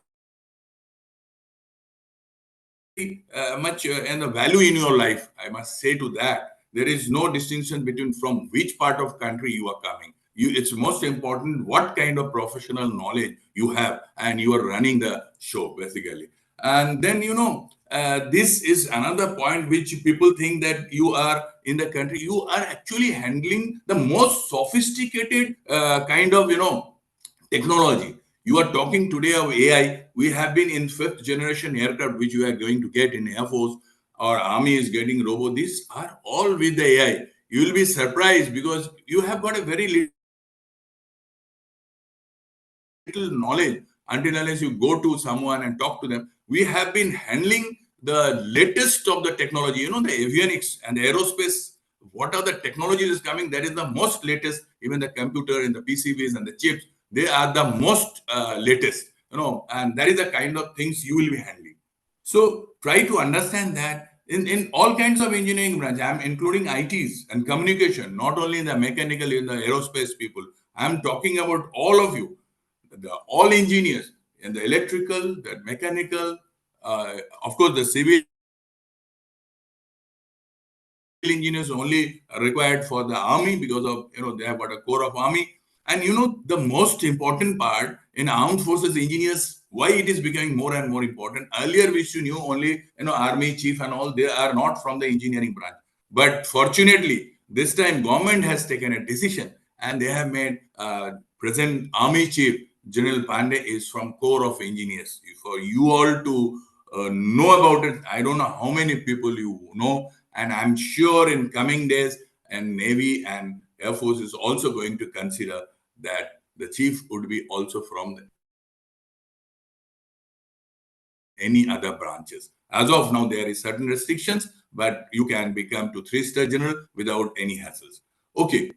When I talk about armed forces engineers, as I said, that cutting edge technology you will be handling. Even you are joining, then you will see that what kind of technologies you are handling. All the technologies, available in the world, either from the US or any European country or any kind of aircraft which we have got, all the aircraft and the army is getting, and Navy submarine. These are all the state of art, the latest 5th generation technologies are all fitted into that. So you are not handling the old kind of machineries. You are going to handle the latest of it. I have got, I think if Viman can put some of the latest induction of our aircraft, I will show it to you so that you understand what kind of, technology or aircraft we have got. We have already purchased and kind of thing. Now I will touch upon little bit, working independently is very important. Now, when as they say, like in my this thing, commanding an unit, I may be coming from Sukhoi 30 background. I may be coming from any other background, but tomorrow you have been told, like I have been told to command an unit who is making Indian Air Force all 3 kinds of aero engines. I hope you know aero engines; those are aerospace. But in India today, even after 30 and 40 years of cavalry engine is also not successful. It's a very, very difficult technology, and still India is in the making. They have not got fully successful. Yes, certain part DRDO has made it. They made it quite a good engine, but by the time 30 years, we are not the latest engines. We have gone back. So you can understand what kind of technology today in the aircrafts are fitted. And especially I will talk about a little bit of opening of the Air Force. Aeronautical engineering, you all have the engineers. First you go to the conversion of the aeronautical engineers, like myself also, and like I also commanded the mechanical branch there in the Air Force Technical College in Bangalore. There you all are converted to specially in 2-stream mechanical and electronics. In the electronics, all the electrical and communication IT people are there. There are so many things to be, all the kinds of aircraft, fighter, transport, all these kinds of aircraft we have got. The all aircraft, the maintenance part is your responsibility. And as I said, I will come back to you, all the kinds of latest radar technology, all kinds of, communication. You think about any communication in today's world, in 5G, everything is there already with the Air Force, Army, Navy. That kind of communication, which is not advertised to you all, because that is kind of secretive communication. We keep it within ourselves. Okay, so that kind of communication, the navigational aids to guide an aircraft or guide on any kind of warfare, you need a lot of navigational aids.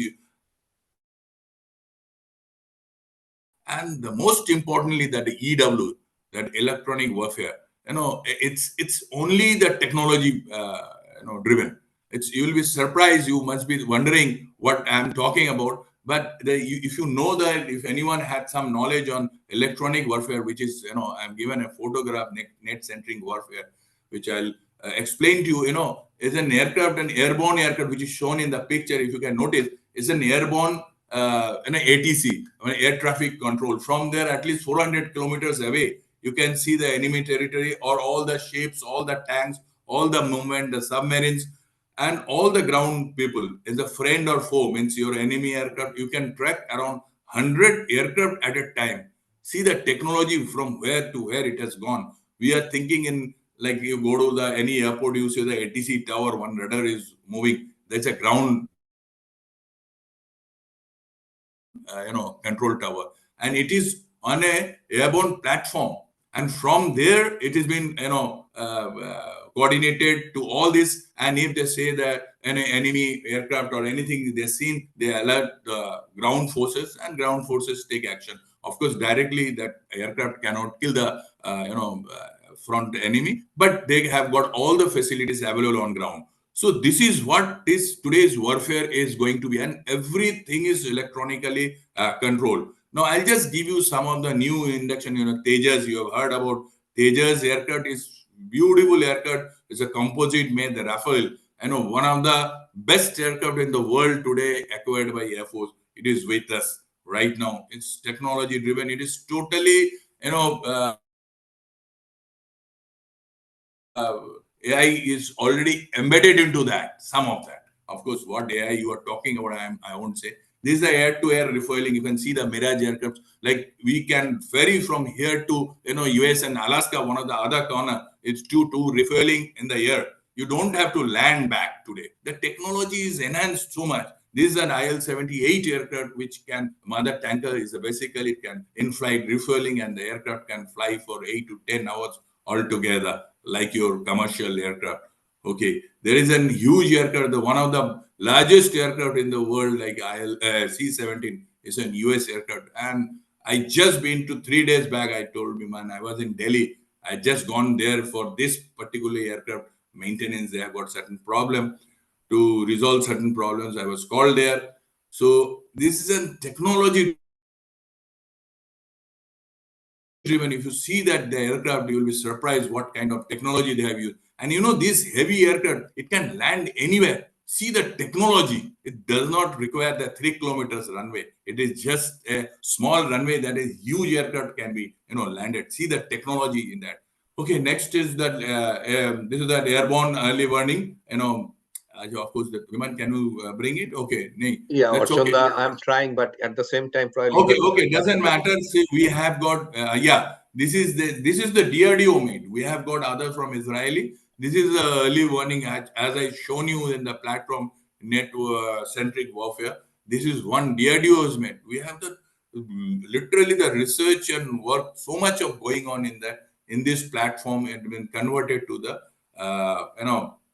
early warning and control system, communication system. Okay, next is that this is an LCH and HL made, again, Make in India program. We are getting this aircraft.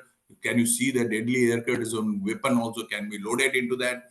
Is okay. Next is another largest aircraft in the world, the Chinook, which already we have got. For this also had been to Air Force Station Hindon, and this aircraft is already inducted and flying with glory in Air Force.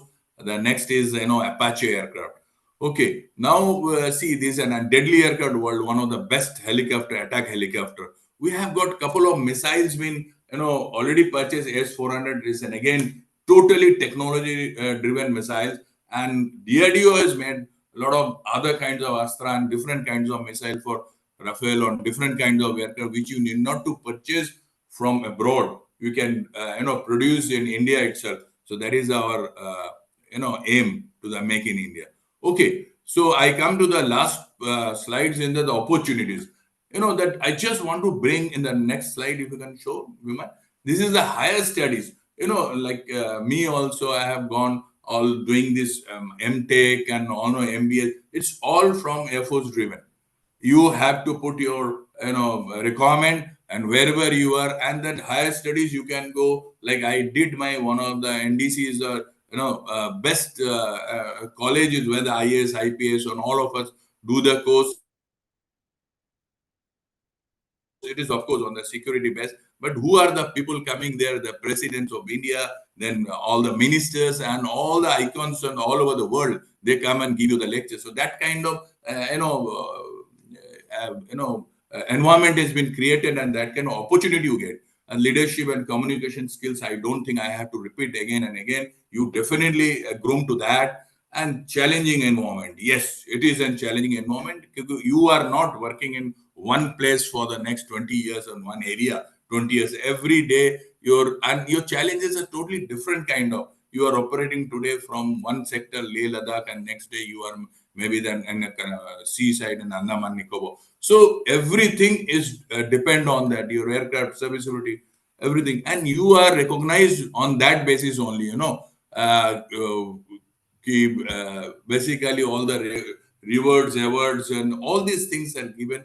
You get the recognition. If you work there, you get the recognition. So at the end, what I would like to tell all of you, you have to have a passionate for this kind of service, and you have to have engineering background skill. You got to be professional, and there is nothing like that. You have to just join and you have to put your life in risk. No, not at all. Just take out that thing from your mind. Thank you very much. I would like to say in my lifetime, I hardly have seen Biman. Anybody, and that's what he contacted me. Any of my college mates, like from Shibpur, they're in the forge, and very rarely people are joining. But I'm telling you, it's very, very, challenging life, I can say, and you achieve a lot. Thank you very much. All right, Archunda, thank you very, very much. So, in terms of serving the nation and doing civil services, what I'd like to do is invite Udayan. Udayan Subudhi is our 2018 CST. He is a 2023 batch officer of the Indian Forest Service, one of the 3 All India services, other 2 being IAS and IPS, of course. He secured 19th rank in the All India UPSC IFS examination 2022 and currently undergoing training at the Indira Gandhi National Forest Academy, Dehradun, and Lal Bahadur Shastri National Academy of Administration in Missouri for 2 years. And Udayan had a brief stint with PwC India as a consultant before committing to UPSC Civil Services. So, Udayan, please. Yes, sir. Firstly, thank you, Bimanda and GAABESU, for hosting such an insightful seminar. Also, good evening to each distinguished alumni of IIST Shibpur who has volunteered to speak today. Finally, a very warm good evening to each and every member associated with IIST Shibpur who are present live today. So, after graduating in 2018 as a computer science engineer, I, through the campus placement, worked at PricewaterhouseCoopers at Kolkata for about a year. But then I realized that I wanted to do something directly for the society and make an impact at much broader but local level. Thus, I opted for preparing for civil services. Because civil services, I think, is one of the ways through which one can contribute directly to the society at a much local level. So today, around 60% of those entering the civil services are engineers. But they are from brilliant institutions like IITs, NITs, etc.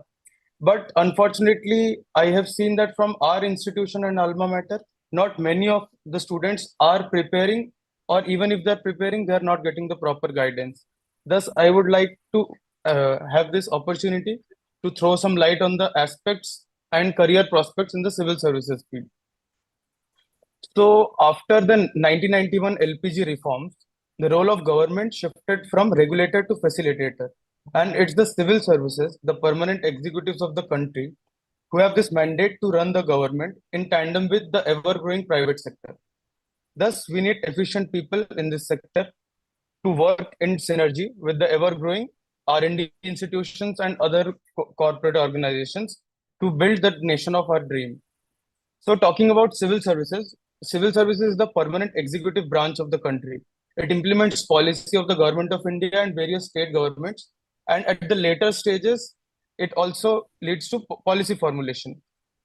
Broadly speaking, at the government of India level, there are 2 major kinds of civil services, one being central services and other being the all India services. Central services examples being IRS, income tax, IRS customs, Indian foreign services, Indian audit and account services, Indian railway management services, Indian defense account services, Indian defense estate services, and etc. There are 3 all India services which have the constitutional backing. So only the all India services have been prescribed in the Constitution of India under Article 312. And they are namely Indian Administrative Service, Indian Police Service, and the Indian Forest Service. So what is different between these services, that is central service and all India services? All India services can work both for the center and state. So initially, these are cadre-based services, IAS, IPS, and IFS. So we are assigned a specific cadre. So for example, I have been allotted Odisha cadre. So they can work both for the state government and the central government. Its main mandate is to balance the federal structure of the nation. That is, it acts as a point of convergence between the central and the state schemes. And finally, it implements the policy. Speaking about the Indian Forest Services, it's a technical services. Per se, it means that only science students are eligible for these services. The examination pattern of the services is similar to the civil service, and the prelims is also common, but mains and interviews are different. So it's one of the 3 All India services. It's responsible mainly for managing the natural resources of the nation. Today, when there are talks about climate change, sustainability, development, and other global warming issues, Indian Forest Service is an important services of the future and also in the present, which eventually helps in making environmental policies and regulations of the nation. So its main scope is building the forest cover of the nation. For that matter, as per the recent data by the Forest Survey of India, the national forest cover of India is around 25%, and the mandate is to create the 33% of the total area of India under the forest. So this is the main mandate of the Indian Forest Services, but there are other aspects associated with it as well. So for example, one being wildlife conservation. So the field directors of the various national parks, wildlife sanctuaries, and tiger reserves are also from the Indian Forest Services. Climate change and environmental policy formulations at international and national levels. So one can represent India at the United Nations Environment Program and other international organizations through this service. Also, there is a huge scope of improving the livelihood of the fringe societies, those who are forest dwellers and living around the nearby areas. So currently, as per the census, around 40% of the nation's population are those who live in the fringe areas. So for the development of their lives, like school, education, healthcare, public infrastructure building, this is also one of the aspects of the Indian Forest Service. Other scope being academics. So many officers from this service have gone to various institutions for higher studies like masters, PhDs from Yale, Harvard, University of Pennsylvania, University of Melbourne, etc. And these are all government-funded programs. Apart from that, one can also work in other ministries as Deputy Secretary, Director, Joint Secretary, Additional Secretary on similar lines as an IAS officer also goes to deputations in these sectors. One can also manage public sector units. One can become the director of PSUs, of Coal India, BHEL, etc.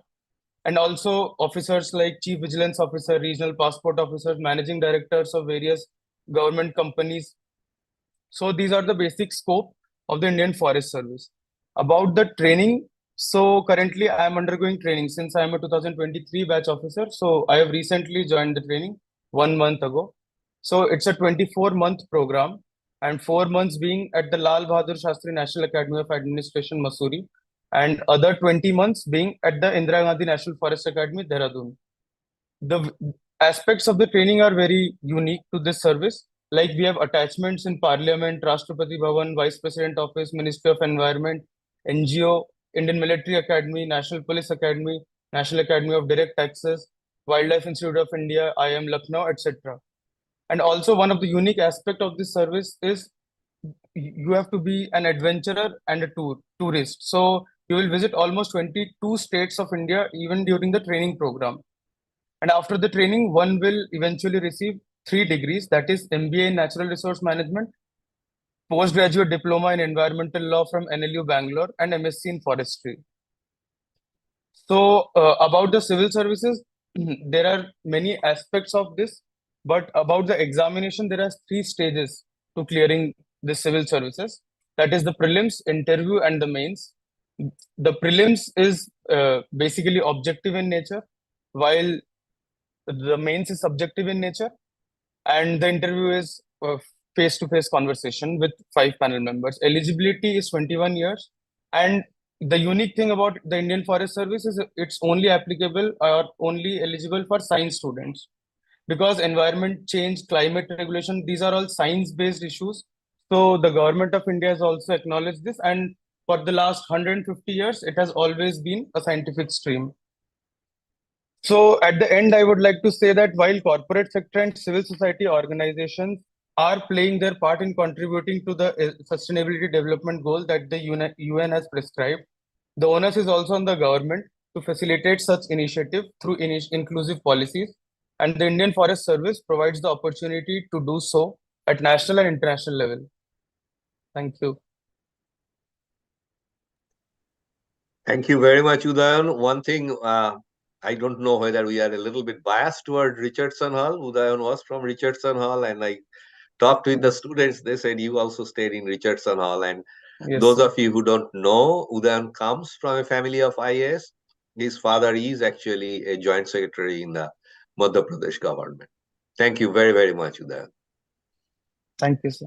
Thank you very much. All right. So next, I'm going to invite Tathagatoda, Engineer Tathagato Rai, our 1966 civil. He probably doesn't need much of an introduction, and if I try to do that, it will take a lot of time, but I just want to highlight a few things. He had lately been the governor of the state of Meghalaya, and before that of Tripura, also holding additional charge of Arunachal Pradesh for a short while. He wears or wore several other hats. A political leader of Bharatiya Janata Party, a civil engineer, more specifically a metro builder. He was the chief engineer of Metro Rail, or MTP at that time, they used to call it, Metropolitan Transport Project, a professor of construction engineering at Jadavpur University. In fact, he is one of the founder of that program. A lawyer specialized in engineering contracts and disputes, a writer on socio-political subjects in both English and Bengali. He joined the Indian Railway and worked for the railways till 1990, most of the time with the Kolkata Metro project. While in the metro, his most remarkable contribution was in the pioneering design of metro stations while working as executive engineer. Later, still in the metro and working on contracts, he developed an interest in contract law and took a law degree in 1985. In 1990, he left the railway services and joined Jadavpur University as a professor of the newly opened Department of Construction Engineering at their Salt Lake campus, where he taught till 2010. He joined the BJP as soon as he left government services and was the president of the West Bengal unit of the party between 2002 and 2006. He had been a member of the BJP National Executive Council since 2002, in which he continued till he was appointed as the governor of Tripura in May 2015. So, Tathagatoda, please. And by the way, Tathagatoda, you probably saw that in the X or elsewhere tweet, he wants to be identified as an alumni of BE College, not the current IIEST form. Tathagatoda, please.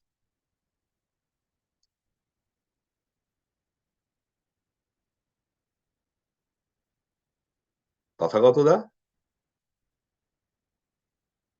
He's here. Okay. Tathagatoda, you are in mute.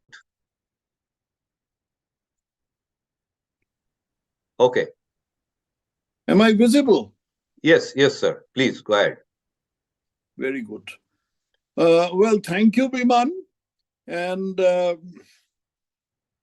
morning, good evening, etc. to all the people who are listening to this very interesting discourse all over the world. Why am I not visible to myself? Just a second. Some technical issue. In any case, you can see me and hear me, can't you?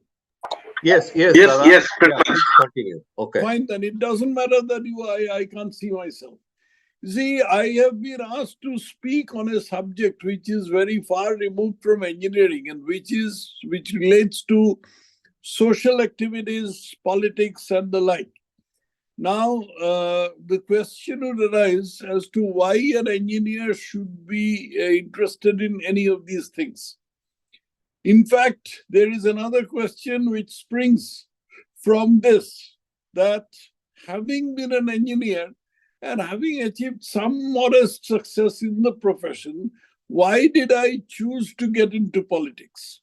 So I'll try to answer that question and eventually come to the subject of what this entire thing holds for our present students who are aspiring to get out into the wide world and make a name for themselves, achieve success or satisfaction, as one of the previous speakers said. You see, the reason, the basic subject, basic feature on which social work and politics is different from engineering is that this has got to do with human beings. All other aspects, all other things that we have so far considered, so far talked about, they all relate to inanimate objects. But here you are dealing with human beings. So human beings, inanimate objects are certain things, don't have certain things which human beings have, like they have intellect. Nowadays, of course, you have AI, so you can't say that they don't have intellect. But apart from that, they have sentiment, which so far AI hasn't developed. In addition to sentiment, they have prejudices, they have their place in the social structure, they have environmental pressure, they have political inclinations, everything. So all these things together can be termed as human dynamics, as opposed to any other kind of inanimate dynamics that we have so far talked about. But the question is, why should engineers be bothered about human dynamics? To me, the answer, in fact, I had asked this question a number of times when I took the jump into go into politics, and it is that why should one be interested? The reason is, as you go up the decision tree, you will eventually come to a stage where you are blocked by political decisions. Because supposing I say I'm a civil engineer, so I'll take examples from the field of civil engineering. If you are constructing a very high-rise building, at some point of time, you will be blocked by the local municipal regulations. And you'll be surprised to find that these municipal regulations have nothing to do with technical issues. They have only, they are based on political issues. If you are building a dam, if you are building an industry, if you are digging a canal, all these things eventually boil down to some kind of human aspect, which is ultimately decided by politics. So when I asked myself the question, I got it answered from inside me as to, then why should I not be part of the political machine? And that is what I decided to do, get into the political machine. Now, what do the present students of the Bengal Engineering College or the Indian Institute of Engineering and Engineering Science and Technology, what do they have to do about it? I do not recommend that they straight away jump into politics or any kind of social work. Some of them might have had this experience while working or while participating in union activities while in college. But union activities in the sheltered environment of a college, like B College or IIEST, is very, very different from the way it is practiced in the wide world. So what I would suggest is that the students who have a seed of this in their minds, and eventually plan to get into any kind of social activity or politics or social activity without politics, I would recommend that they first get out of college and work in their own disciplines while keeping their eyes and ears open. If you keep your eyes and ears open and you do not confine yourself strictly to what you are doing, then you gain a lot of insight. See, engineering education has certain very commendable features in the sense that it teaches you to analyze a given problem. It does not preclude consideration of a problem on the presumption that this is impossible. No, this can't be done in this country. This is what I used to hear when we had first embarked upon the metro project. And at that time, I was a very junior engineer, and we used to do survey measurements along the road, and there's buses and trams used to pass, and we used to hear jeers, jokes about us. People, while passing, they used to say, "Oh, you are doing this. Your son will be doing this. Your grandson will also be doing this." Calcutta is not a place where you can have a metro railway. But we decided to have a metro railway, and we constructed a metro railway with very, very little foreign help and in a very important restricted regime. So the engineering discipline readies one to be able to take on a problem with that analytical ability. There is something on the flip side which is said that because some people who have a very dubious reputation, like many of you do not know that Osama bin Laden was trained as a civil engineer. So I certainly do not recommend anyone to try to be Osama bin Laden. And the reason someone gave about this thing, Sukarno, who was the father of Indonesia, so to say, later on he was disgraced. He also trained to be a civil engineer. So the thing that someone had said in an article, I forget who, is that engineers tend to think in binary terms, either yes or no. You do this or you don't do this. There is no in-between space. Now, I don't completely subscribe to that idea. Engineers are capable of thinking of in-between things, like shades of gray. Everything is not black and white, but you must train yourself for it. That problem of binary thinking can go on to can be seen in other people also, people from other professions also. But if an engineer, or for that matter, anyone from any other stream of life, tries to see the shades of gray, then he can always see that shade of gray.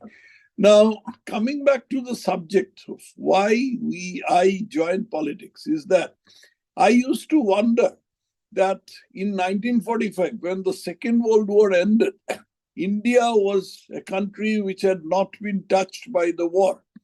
It had a viable infrastructure, it had an intellectual class, it had a tradition, it had a background. But at that time, countries like Germany, Japan, Singapore, South Korea, these were just ruins, Kandahar. There wasn't a single building intact. Now, how is it that in just 20 years, these countries came to the first world, while we were still in the third world and going round the world with a begging bowl? So these are questions which troubled me, and I thought that by joining politics, I would be able to find answers to that. It is not as if I have not found the answers. It is another matter that I have not been able to put those answers to action. But then politics is something in which every team effort is everything. You do not try to do everything yourself. So I have found the answers, and the answer is that in the early days of our freedom in independent India, we inculcated a belief in the people of this country that government will do everything for you. Government is your guardian. You don't have to look after yourself. So as a result of that, and you know, the public sector culture that was ingrained in India at that time was an outcome of that. That the government will take care of making steel also. The government will take care of making chemicals. The government even will take care of running road transport. Ultimately, in 1977, it came to that the government will also make soft drinks for you. These are absurd things. And as a result of this, in 1991, we landed in a situation where we had to pledge the gold of our country to the IMF. But that is a different matter. I won't go on this particular line. And I'll rather get back to what this thing holds for our students. See, social work and politics is a thing that you have to be aware of. Even if you don't get into it actively, it is something that you must be aware of in order to rise in life. Otherwise, you will remain stuck to your drawing board. Of course, things have progressed far beyond the drawing board. I am not aware of, I am totally at sea when people talk about it, artificial intelligence and all that. Am I overshooting my time, Biman? If you wrap up in next 2 minutes, that will be great, Tathaga. Sure. So, as I said, just to wrap up, I would ask the students who are about to get out of college that you don't have to jump into politics or even social work. Just keep your eyes and ears open. Just read widely. Just wide reading is something that you will equip you for working in this world, because without an outlook which encompasses, which includes all the human aspects of any problem, without that outlook, you won't be able to go beyond a point. You can still be a successful engineer, but not much beyond that.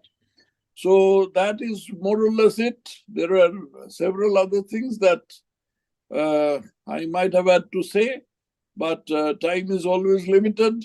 So thank you, thank GAABESU, thank Biman, and thank everyone. Thank you, Tathagata. Okay. Last, we bring in Shomo. Shomo is our 1984 architect, who was born into a musical family and son of the famous composer late Sudhin Dasgupta. He is actually the founder of Kolkata-based band Further Away and Feedback. He co-founded a rock band and a jazz band in Muscat. The jazz band Music Makers became the most popular local band with a huge number of shows. Shomo co-wrote and produced their first album, Ripples, in 2013. It was a fusion album with 11 live musicians and new band Crossover performed in India and Oman with great success. He has also directed some shows for TV with music at its core. Shomo is a disciple of Carlton Keto, the legendary jazz musician, also wrote and produced a solo blues, jazz, and rock instrumental album called Roots in 2014. And Shomo is currently working on writing an opera, which is very unique, especially for a BE College alum. So Shomo, the stage is yours. And those of you who have not gotten a chance to listen to Shomo live, please come to the campus on 30th. He and his band will be performing. Shomo, take it away. An advance apology to the audience because we have spilled over the time a little bit. Go ahead, Shomo. Hello, everybody. Can you hear me? Yes, Shomo, you're audible. Yeah, okay. Yes. Hello, everyone.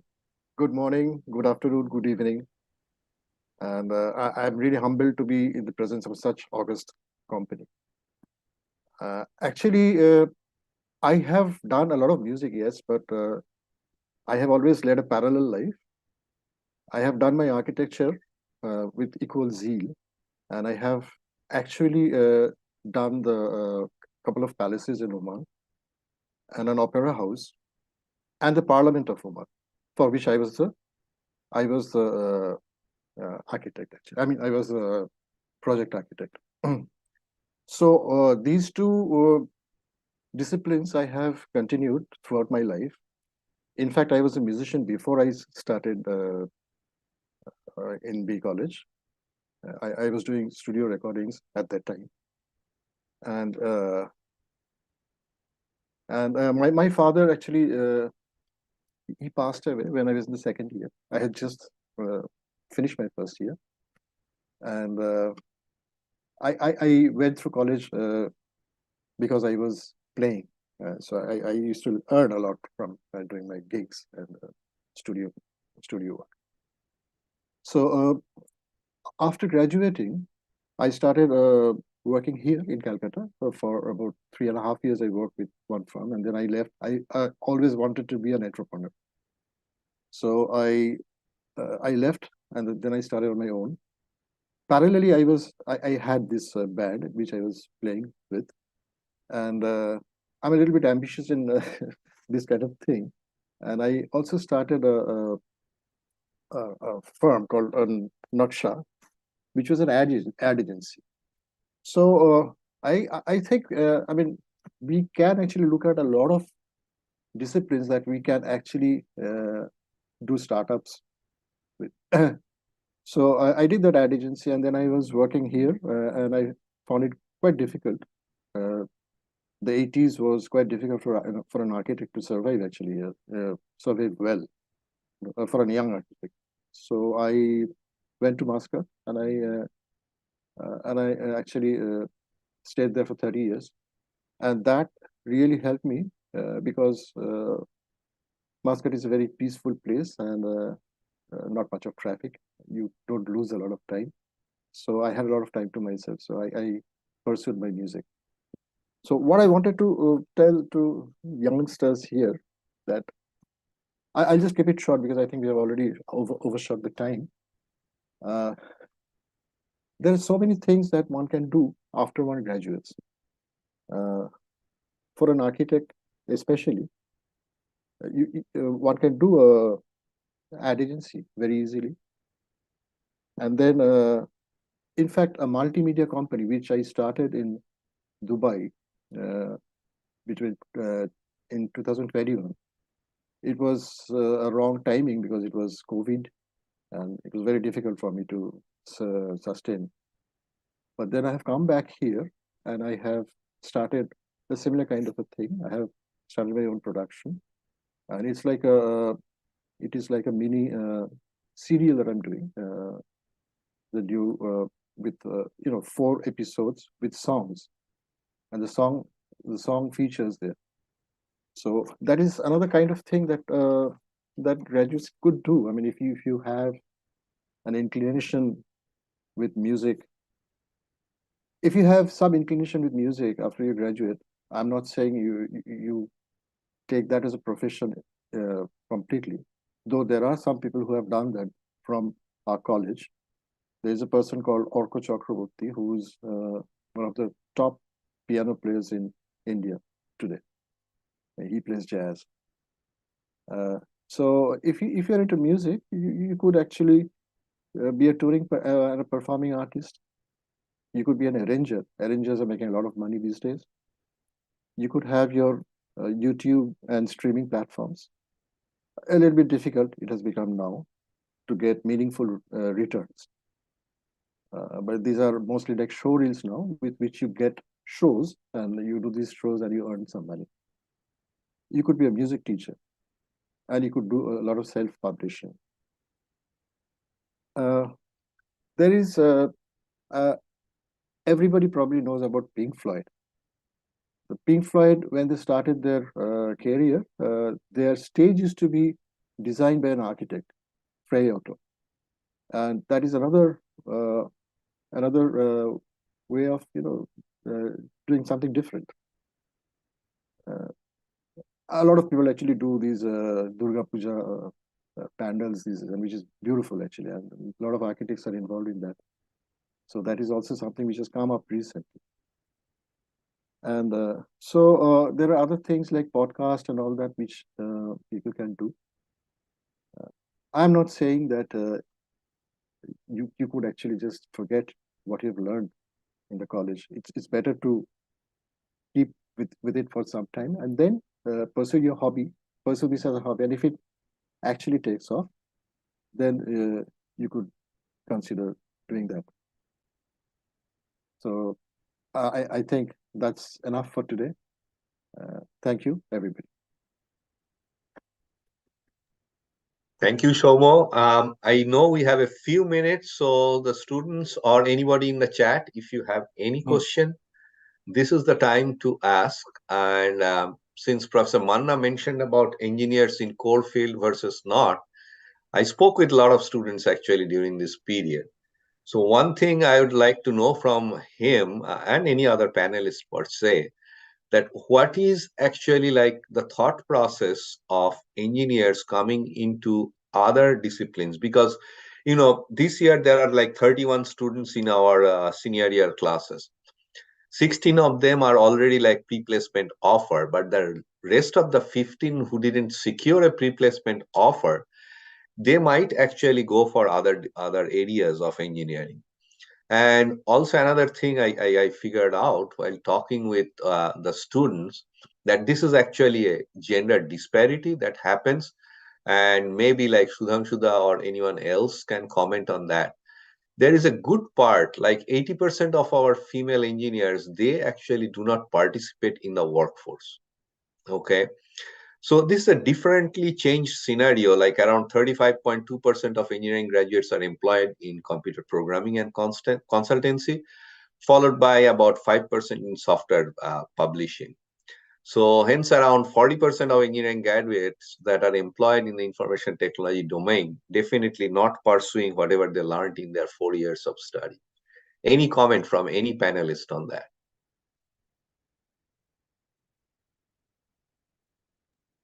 Vivekananda, you want me to react? Yeah, please, please. Briefly, at the moment in India, we have 12 lakh engineering seats approved. Nearly 8 lakh students enroll every year.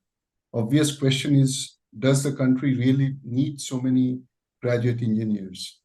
One imbalance that created in the society is to convert every single diploma giving, even ITI awarding institutions, into graduate engineering schools. Now, this is for the planners to reply as to why this was done. So engineering essentially teaches how to solve a problem. And as I mentioned earlier, these solutions are never unique. So it is this skill to solve a problem in engineering curriculum helps an individual to carve a good career in the future. So there's no necessity that a mechanical engineering must do only create machines or repair an automobile. The problem-solving capability actually has helped. We have seen someone to become Air Vice Marshal or an entrepreneur, or even create very nice designs of music numbers and so on. So if you go by the employment scope, then the obvious answer is that all engineering institutions must teach only one discipline, and no wonder which discipline I'm referring to. And that too, everybody would like to gravitate towards the NIRF 1 in the country. So obviously, the question is that then if everybody studies computer science and everybody wants to carve a career in AI and ML, then what happens to construction of buildings?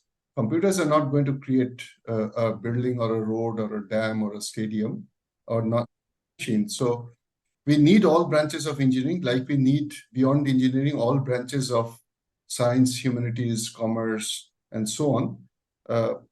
What we have to teach today in engineering curriculum is the confidence building measure, so that an individual will not necessarily seek job, but will actually create a solution and create jobs. So I'll stop here. Thank you. Thank you very much. There is one more question that came up with the students, like especially the participation in the workforce. Like for every 100 women engineering graduates that are not participating in the labor force, 87 of them are primarily involved in taking care of domestic duties. So we see that there is a serious disparity because, like of total 1,000 graduated engineers, there are approximately 7.6 engineering graduate per 1,000 population. And especially for India, although it is not specific to IIEST, this varies a lot. Like say from Pondicherry to Tamil Nadu, that ratio is 35.7 to 25.3, whereas in Ladakh or Mizoram, it's less than 1%, 0.4 to 0.38. Any view, especially since you lead the National Academy of Engineering, how we are going to bridge this gender gap in the engineering scenario of the country? And any other panelists, please comment.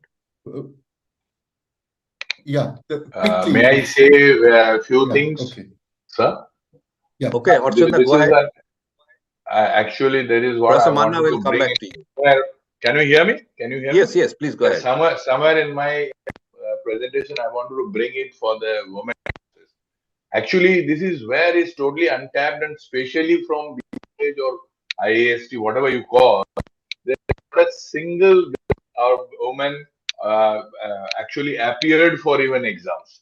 And there is a plethora of opportunity in the services, and they are not tapping these sources. This Army, Navy, Air Force, so many engineers are there, but they are from the different state. They're all motivated. They're coming. They're joining, and they're doing the best teamwork basically. I wish this the graduates who are about to be, they should be informed and told by someone that there is an opportunity, plethora of opportunity to enter into this. If they don't like, this not necessarily they have to take a permanent commission. They can take a SSC short service commission and then can come out, and they are doing. They come out, you will be surprised where all they are positioned. If I get an opportunity to college, I will tell them. So this is one of the hint I think Okay. of. Okay. Let's hear from Professor Manna.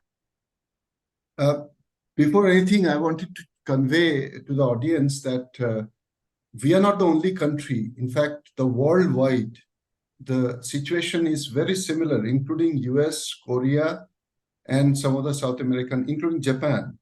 I happen to be chair of the CATES working group on engineering education, in which out of 33 countries in the world who are members of the International Academy, 22 members are participating. And I was very surprised, not a single country anywhere in the world has in their workforce more than 20 or 25%. That's the largest number we could gather. So the gender ratio is very skewed the worldwide, but that doesn't mean that we should be complacent. Now, we cannot change it overnight, and this has happened purely because of the perception. Everybody, moment you talk of engineering, everybody starts thinking possibly about someone needing a big hammer or a heavy hammer to carry on the shoulder or something like that. So, but things are changing. For example, the institution where I'm in today, 30% students are girl students at the undergraduate. Over 50% are girls at the at the doctoral level. So situation is changing and will change. The answer has to be probably pursued by the government or the ones who actually design various avenues, various amenities in the society. So there are safety, security, and other issues. But career opportunity-wise, I'm sure more and more girls will join engineering profession. It's just a matter of time. Thank you. Thank you very much, Professor Manna. And now we are going to bring a closer to the session. From the bottom of my heart and also on behalf of Shama Prasad Datto 1967 Civil, I would like to thank every one of you. Orunda has a point. Orunda, please go ahead. Just quick question. What I feel is that if someone is trained in the college in a particular discipline, and then he or she decides to go into a different branch, in my opinion, it will be highly unlikely that person will excel in his or her career. If the objective is whatever is trained, and we'd like to prepare people who will excel in their own field, then in that case, I feel that they should stick to their original discipline. Yeah, Arunda, this is actually a mixed bag answer. Professor Manna is smiling. One of his students, his name is Sundar Pichai, who is a metallurgy graduate from IIT Kharagpur and who leads Google now. If you talk about Xi Jinping, the Chinese Prime Minister, he's actually a chemical engineering graduate who spent between 1975 and 79 studying engineering. So, yeah, it's a mixed bag answer. We can take it for some other day. But So, Biman, may I just interrupt for 1 second? Okay, Sudhangsu, please go ahead. I beg to disagree with my classmate Arundev only for one reason. I feel in this today's world, at least in my organization, I have seen many people who has come from one discipline and has excelled tremendously well in another discipline. And having said this thing, I would only add to what or INE President Indranil has said. I would like to add that whatever you might be, you must be very strong in the basic core engineering, artificial intelligence, machine learning, and etc. I am prepared to use more as a tool which would converge the technology. Rather than that should be without knowing my basic nuts and bolts, I feel will not be anywhere. Be it civil or mechanical or electrical, the basic discipline and metallurgy and materials engineering, that should form the basic core. Thank you. Thank you very much, Sudhangsuda. And I just want to I couldn't agree more with Sudhangsuda. Yeah, just what Tathagata said about like when you become a social service or you're participating in social service, politics, etc., you are dealing with people who are not inanimate objects, right? And one of the biggest lacuna after practicing this year is, in fact, my 40th year of master's from BE College, 2023 this year. So that probably tells my age. But the thing is, one thing I would say that I do not know how much focus we can have, like maybe not in the purview of formal education. Where we lack is our liberal arts education. We do not understand, and that's the reason why probably so many students they think like going for an MBA, etc., etc. But there are a lot of life skills we understand 1-0, etc., but we lack in that. Anyway, so this is the time for me to conclude the session. And as I said, on behalf of Shama Prasad Datta, 1967 Civil, who assigned with this responsibility to me, and whenever I am assigned something, the first person to go to is Professor Manna. And as he said during his intro, like he's the person who crafted this agenda, who prepared the publicity material and suggested the panelists just to get a good gathering. And this session is recorded. Hopefully this will be there for the students. Professor Manos Shanal, the training placement head, Professor Sudipta Mukherjee, Dean of Student Affairs, they were there in this discussion. So I hope they will take it back to the undergraduate students for whom we organize this kind of sessions. And all of us are thankful to the distinguished panelists, starting from Sudhangsu, Professor Sudhangsu Sekhar Chakraborty, Amit Das, Professor Manna, Shomo, Archon Bhattacharya, Tathagata, and Udayan being such a young, energized candidate. And of course, our chairperson of the board, Mrs. Tejaswini Ananth Kumar. So with that, Vivekananda, we'll be failing in our duty. You did mention at the end, I've never seen a chairperson of a board of governors to stay tuned from the very beginning until the end. So from the pool of alumni, we all would expect Madam to take forward the developmental aspects of the BE College or IIEST, and we rest all our hope on you, Madam. It was. Yes, I learned so many things. It was so good. The whole perspective, 360-degree perspective. People of all the age group, from 2018 pass out to 66 pass out. It's wonderful. Thank you very, very much, madam. And I'm sure, like, since you are like spending time in the campus, you have seen what is the state of the campus. You are doing a lot of things, but it is as engineers, as students of physics, we always try to see more displacement. So there are a lot of things to come. I'm sure the Teachers Association talked with you. And whenever the students get an opportunity, let them speak to you without any faculty advisor present so that you get a chance to listen to their mind. And of course, Sudhangsu da, Tathagata da, and all of us are here.